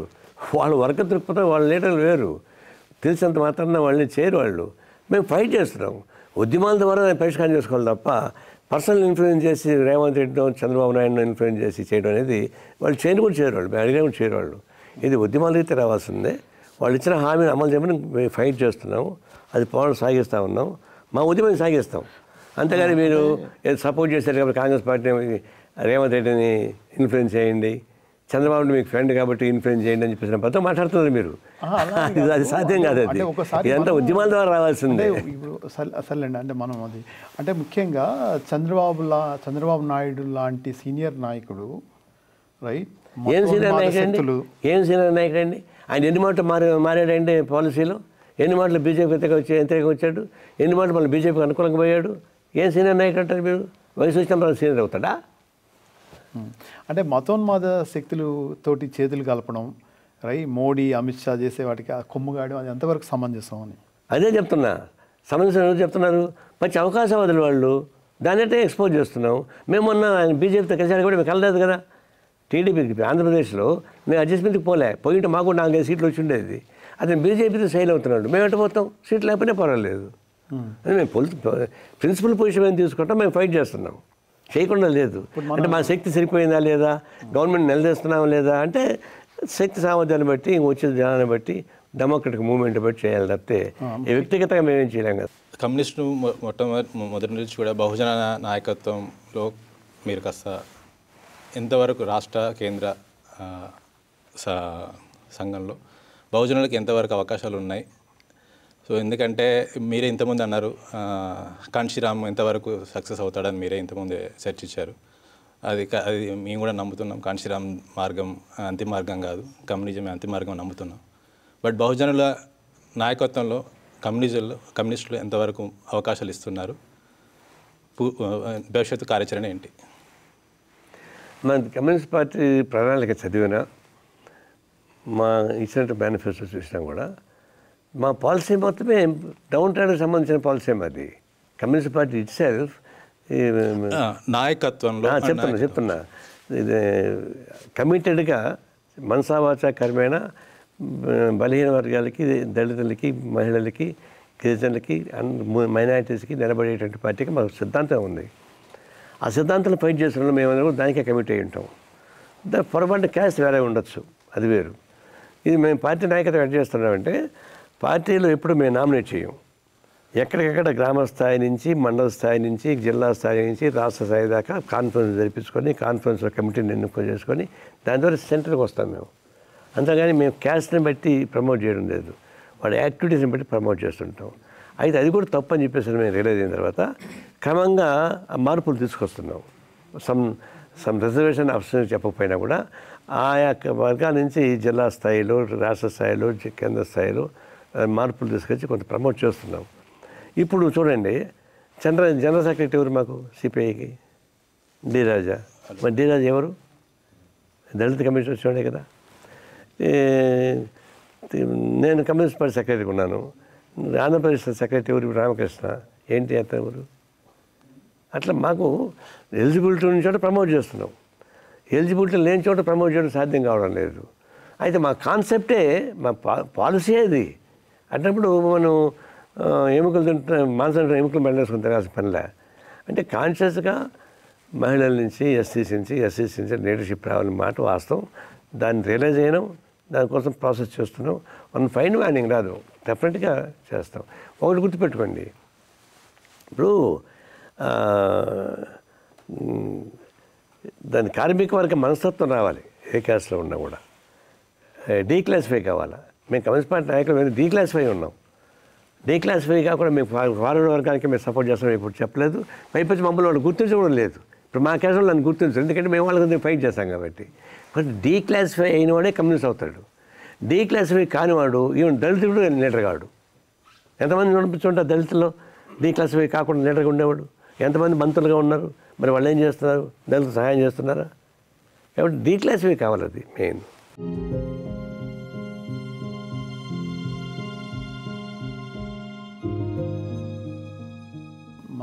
ఆంధ్రప్రదేశ్ ఉప ముఖ్యమంత్రి పవన్ కళ్యాణ్ గారు ఒక్కోసారి చెగువరా అంటాడు, ఇంకోసారి గాంధీ అంటాడు, గోడ్సే అంటాడు. మళ్ళా సనాతన ధర్మం పేరుతో ఏంటి మళ్ళీ ఈయన సతీ సహగమనాలు ఏం తీసుకొస్తాడో ఏంది? మన ఆంధ్రప్రదేశ్ ప్రజల భవిష్యత్తు ఎట్లా ఉంది? ఏంటి చేగోర నుంచి సావర్కర్ దాకా వచ్చాడండి ఆయన. ఫస్ట్ చేగోర డ్రెస్ వేసుకొని విప్లవ పోరాటం అన్నాడు. ఇప్పుడు సావర్కర్ డ్రెస్ వేసుకొని ఆయన సనాతన ధర్మాన్ని మీద మాట్లాడుతున్నాడు. అసలు సనాతన ధర్మం ఫండమెంట్ చదివాడు ఆయన. చదివింటే ఆత్మహత్య చేసిపోతాడు. ఎందుకంటే సనాతన ధర్మంలో విడాకులు లేవు. విడాకులు అనే ప్రసక్తే లేదు సనాతన ధర్మంలో, లేదు దానిలో. తర్వాత సతీ సహగమనం దానిలో ఉంది. దాన్ని చదివితే 2-3 పాయింట్లు, భర్త ఎంత తాగుబోతైనా తిరిగిపోతైనా ఎంత వ్యధమైనా ఆ స్త్రీని ఎంత హింసించినా ఆ స్త్రీ అతని దేవుళ్ళకు పూజించాలి తప్ప వ్యతిరేకించకూడదు. వ్యతిరేకిస్తే దానికి ఎంతో పనిష్మెంట్ చూపించాడు. అందులో ఆ సనాతన ధర్మం నిజంగా చదివితే పవన్ కళ్యాణ్ ఆత్మహత్య చేస్తాడు. అతనికి ఏంటంటే ఇప్పుడు బీజేపీ వల్ల పడ్డాడు. బీజేపీ వాళ్ళకు పాపులర్ పర్సనాలిటీ కావాలా, ఈయన కూడా వాళ్ళకి రక్షణ కావాలా, దాన్ని వాళ్ళు ప్రోత్సహిస్తున్నారు. ఇప్పుడు ఈ సనాతన ధర్మం ఎట్లున్నాయంటే నిజమైనటువంటి ఆర్ఎస్ వాళ్ళకన్నా ఎక్కువ చేస్తున్నాడు. పడికెట్లు కడగడం, పసుపు వేయడం చేయడం చేస్తున్నాడు. ఇవన్నీ కూడా ఆయన నమ్మి కాదు, అవకాశాలు చూస్తున్నారు. రేపు రాబోయే రోజు చెప్పబోతుందంటే పవన్ కళ్యాణ్ ఉపయోగించుకొని కేంద్రంలో బీజేపీ వాళ్ళు చంద్రబాబు నాయుడు చిక్కు పెడతారు.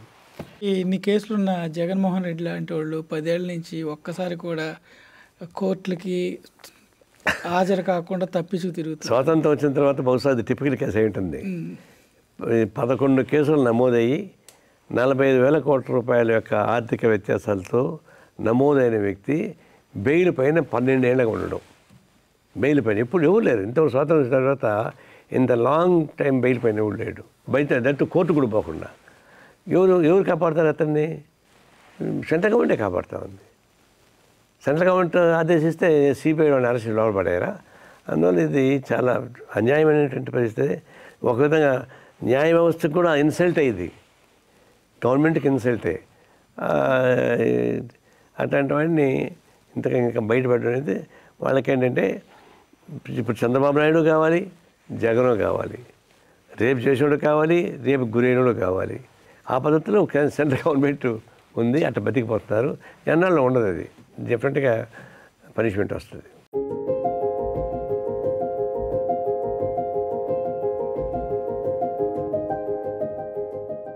ఇప్పుడు మన ప్రముఖ నటుడు అక్కినేని నాగార్జున ఎంతో కష్టపడి 3 చెరువులు కబ్జా చేసుకొని 6 భవంతులు కట్టుకొని 1,000 కోట్లు సంపాదించారు. మీరు ఎందుకు ఆయన అన్నెసరిగా విమర్శించి ఆయనకి ఎందుకు ప్రాబ్లం క్రియేట్ చేస్తారు మీరు?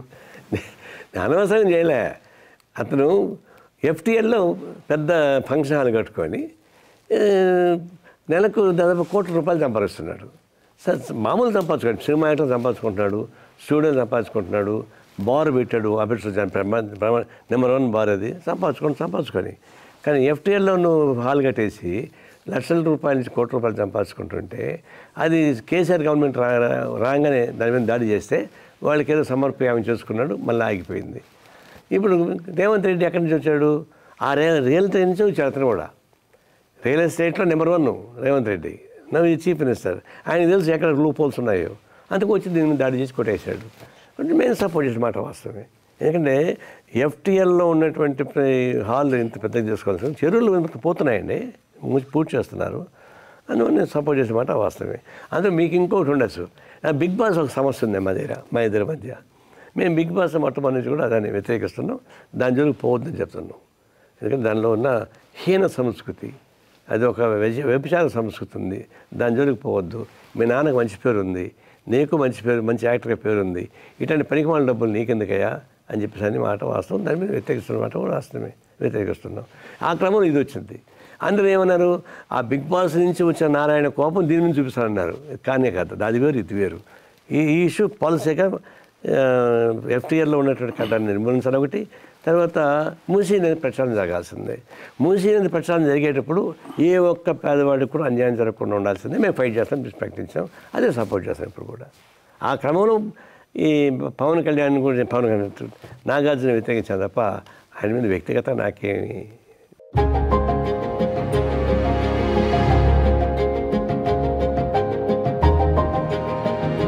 మొన్న పోయినసారి వచ్చినప్పుడు అమెరికాకు వచ్చి క్యూబాకు వచ్చి మళ్ళీ రిటర్న్ వచ్చిన క్రమంలో సంక్షిప్తంగా రైట్, ఎందుకంటే మీ లోపల ఏం జరిగిందో మీకే తెలుసు కాబట్టి అక్కడ ఏం జరిగింది, ఎందుకంటే మీ వయసు ఇప్పుడు 75 76 ఇప్పుడు అప్పుడు 74, ఇప్పుడు 75. 74 ఆ వయసులో మా అమెరికా ప్రభుత్వ అధికారులు మీకు ఎలా రాచమర్యాద చేశారు, ఏం చేశారు? క్యూబా కమ్యూనిస్ట్ పార్టీ వార్షికోత్సవానికి పోయినాం, ఇండియన్ కమ్యూనిస్ట్ పార్టీ డెలిగేషన్గా. ఆడికి వెళ్ళి మనం వస్తున్నప్పుడు ఫ్లోరిడాలో నన్ను నా పాస్పోర్ట్ చూసి తీసుకెళ్ళి మర్యాదగా రూమ్లో కూర్చొని పెట్టారు. ఏదో మర్యాదగా కాఫీకి ఇస్తారేమో అనుకున్నాను నేను. వాళ్ళు వచ్చి ఏం చేస్తారని అడిగారు. అంటే నేను సోషల్ వర్కర్ అని చెప్పాను. సార్ నేను సెల్ ఫోన్ ఇవ్వని అడిగారు. సెల్ ఫోన్ తీసుకెళ్ళారు. ఒక 15 నిమిషాలు సెల్ ఫోన్ మొత్తం చూశారు. దానిలో అన్నీ ఉన్నాయి. నేను అక్కడ ప్రజెంట్ చేసింది, పేపర్ ప్రజెంట్ చేసింది, ఉపన్యాసం ఇచ్చింది, తర్వాత ఫొటోస్ అన్నీ దానిలో ఉన్నాయి. చూశారు. నువ్వు కమ్యూనిస్ట్ అని అడిగారు. మళ్ళీ వచ్చి అవునన్నా, క్యూబా కమ్యూనిస్ట్ పార్టీ, మేము కమ్యూనిస్ట్ పార్టీ, మేము దానికి వెళ్ళాము. మరి కమ్యూనిస్ట్ పార్టీ ప్రెసిడెంట్ నిన్ను కౌగులించుకొని ఫోటో తీసుకున్నాడే అన్నాడు. అంటే అందరినీ పరిచయం చేసుకుంటూ వచ్చాడు.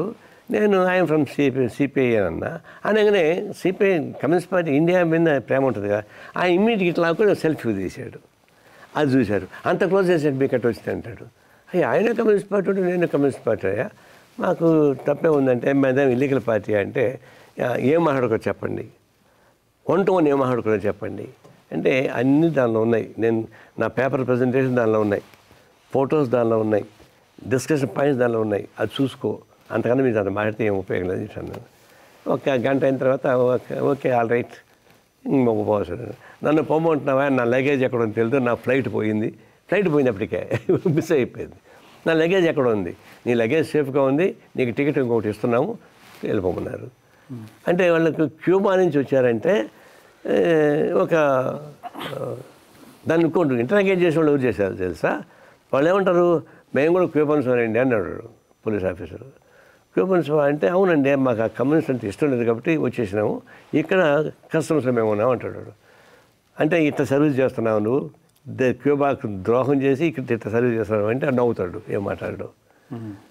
అంటే దాన్ని బట్టి ఏంటి, క్యూబా పైన వాళ్ళ ఆన్సర్లు, అమెరికన్ ఆన్సర్లు చాలా దుర్మార్గపూరితమైన ఆన్సర్లు. అక్కడ ఇంటర్నెట్ కూడా పనిచేయలేదు, డాలర్స్ పనిచేయడం జరగదు, చాలా రకాల ఆన్సర్లతో ఇబ్బంది పెడుతున్నమాట వాస్తవం.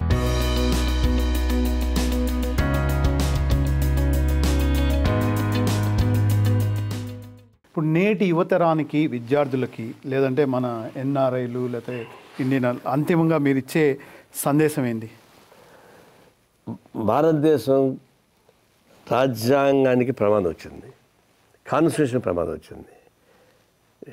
ఆ ప్రమాదాన్ని కాపాడుకోవాలంటే రాజ్యాంగాన్ని కాపాడుకోవాలి. ఇప్పుడు ఎందుకంటే రాజ్యాంగాన్ని కాపాడుకోకపోతే డెమోక్రసీ ఉండదు.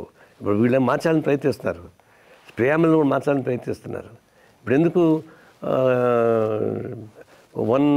One vote, 1 nation, 1 party, 1 leader అంటున్నారు? వాళ్ళు మొత్తం రాజ్యాంగాన్ని మార్చడానికి ఉపయోగపడే పద్ధతుల్లో వాళ్ళు ప్రయత్నం చేస్తున్నారు. ఇప్పుడు మార్చాలంటే ఏముందంటే 2/3 స్టేట్స్ సపోర్ట్ చేయాలి, 2/3 పార్లమెంట్ మెంబర్స్ సపోర్ట్ చేయాలి. ఇప్పుడు సాధ్యం కాదు. అందువల్ల ఇప్పుడు స్లోగన్ పెట్టి ఒకే ఎన్నికల పేరుతోటి మోడీ పాపులారిటీని ఉపయోగించి మొత్తం లాగేసుకొని ఇప్పుడు president system like American system లాగా తెలియని వాళ్ళ ప్రయత్నం. అందుకని మొత్తం ఒకటి నిర్వీర్యం చేసి వస్తున్నారు. చూడండి, ప్రెసిడెంట్ ఆఫ్ ఇండియా పోస్ట్ చాలా ఇంపార్టెంట్ పోస్ట్. అది ఏమైంది ఇప్పుడు? ప్రెసిడెంట్ ఆఫ్ ఇండియా పోస్ట్ ఏం కొత్తగా పార్లమెంట్ భవనం కడడానికి ప్రెసిడెంట్ ఆఫ్ ఇండియా ఇన్వైట్ చేయకపోతే, so president of India post చాలా నిర్వీర్యం అయిపోయింది. ఆమెను ఎందుకు పెట్టారు? గిరిజన మహిళని, ఆ గిరిజన యాక్ట్ని కొట్టేయడానికి పెట్టారు వాళ్ళు. ఇప్పుడు రాజ్యాంగంలో గిరిజన యాక్ట్ రక్షణ ఉంది, దాన్ని తీసే ఉద్దేశంతో పెట్టారు. ఎందుకంటే ఆమె పని సంతకం పెట్టాలి. ఈ ఎన్నికల కమిషన్ ఏమైంది? 4వ ప్లేస్లో ఉన్నాడు అతను. ఇప్పుడు ఎందుకు అయ్యాడు ఈసీ కమిషనరు? అది RS ఫెలో. అతను వచ్చి మొదలుకొని వీళ్ళు ఏం చేస్తున్నాడు. ఇది సిబిఐ ఏమైంది? జ్యుడిషియరీ ఏమైంది? ఇవన్నీ మొత్తానికి మనకున్నటువంటి వ్యవస్థీకృతమైనటువంటి అవి కొన్ని ఉన్నాయి, కాన్స్టిట్యూషనల్ బాడీస్. దానిలో ప్రెసిడెంట్ ఆఫ్ ఇండియా ఒకటి, ఎలక్షన్ కమిషన్ ఆఫ్ ఇండియా ఒకటి, జ్యుడిషియరీ ఒకటి, సిబిఐ ఒకటి, RBI. ఈ 5 స్టాట్యూటరీ బాడీస్. ఏ గవర్నమెంట్ వచ్చినా ఈ స్టాచ్యూరీ బాడీస్ జరగాల, జరుగుతున్నాయి ఇప్పుడు.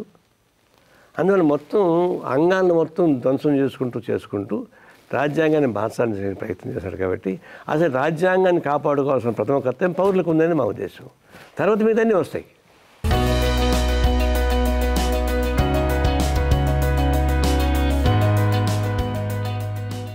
అమెరికాలో జరిగినటువంటి లంచం, బ్రైబ్, అమెరికన్ కోర్టులో రిజిస్టర్ అయింది కేసు. అదాని ఆంధ్రప్రదేశ్కు సంబంధించిన వాళ్ళకి 1700 కోట్ల రూపాయలు లంచం ఇచ్చాడని చెప్పేసి కేసు నమోదైంది. అక్కడ కాదు, ఇక్కడ నమోదైంది అమెరికాలో. ఇప్పుడు నేను క్వశ్చన్ చేసేదంటే అమెరికన్ సిటిజన్స్ కూడా మీ దేశంలోనే మీ కోర్టే ఒకటి ముద్దాయిగా చేసింది, మరి అతని మీద యాక్షన్ తీసుకోమని చెప్పాలి కదా. అమెరికన్ సివిల్స్ కూడా ముందుకు రావాల్సి వస్తుంది. అదేంటి 1700 కోట్ల రూపాయలు లంచం ఇచ్చి 2 లక్షల కోట్ల రూపాయలకి బేరం పెట్టుకున్నాడు. 20 ఏళ్లలో 2 లక్షల కోట్ల రూపాయలు లాభం వస్తుంది అదానికి. అంటే విద్యుత్ ఛార్జీలు ట్రాన్స్పోర్ట్ పెరగడం ద్వారా. అంటే ఇప్పుడు 1700 కోట్ల రూపాయలు లంచం తీసుకొని 2 లక్షల కోట్ల రూపాయల లాభానికి వాటికి అప్పగిచ్చి ఆంధ్రప్రదేశ్ ప్రజానీకాన్ని మొత్తం ధ్వంసం చేస్తూ ఉంటే ఆ కేసు అమెరికాలో రిజిస్టర్ అయితే అమెరికాలో ఉన్నటువంటి చట్టాలని దానికి పద్ధతి పెట్టాలి కదా, యాక్షన్ తీసుకోమని చెప్పాలి కదా. నేను ఇప్పుడు చెప్తున్నాను చేయమని చెప్పేసి. గద్దర్ గారు ఎన్నో అభ్యుదయ గేయాలు రాశారు. సమాజాన్ని చైతన్యం చేసేటువంటి ఎన్నో గొప్ప గేయాలు రాశారు. వాటిలో తన కోసం రాసుకున్నటువంటి ఒక చక్కటి గేయం నన్ను గన్న తల్లులారా తెలుగు తల్లి పల్లెలారా అనేటువంటిది. నన్ను గన్న తల్లులార తెలుగు తల్లి పల్లెలారా, నన్ను గన్న తల్లులార తెలుగు తల్లి పల్లెలారా, పాటనై వస్తున్నానమ్మో మాయమ్మాలారా, పాదాలకు వందనాలమ్మో మాయమ్మాలారా, నన్ను గన్న తల్లులార తెలుగు తల్లి పల్లెలారా.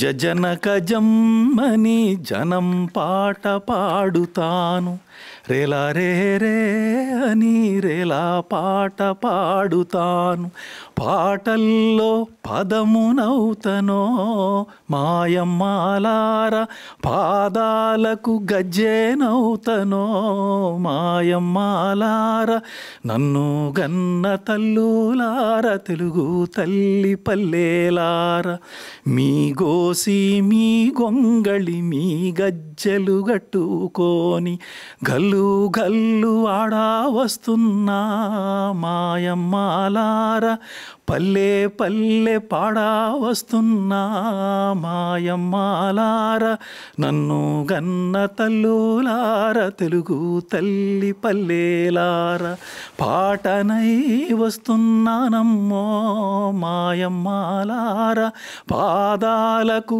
వందనాలమ్మో మాయమ్మాలారా, నన్ను గన్న తల్లులారా తెలుగు తల్లి పల్లెలారా.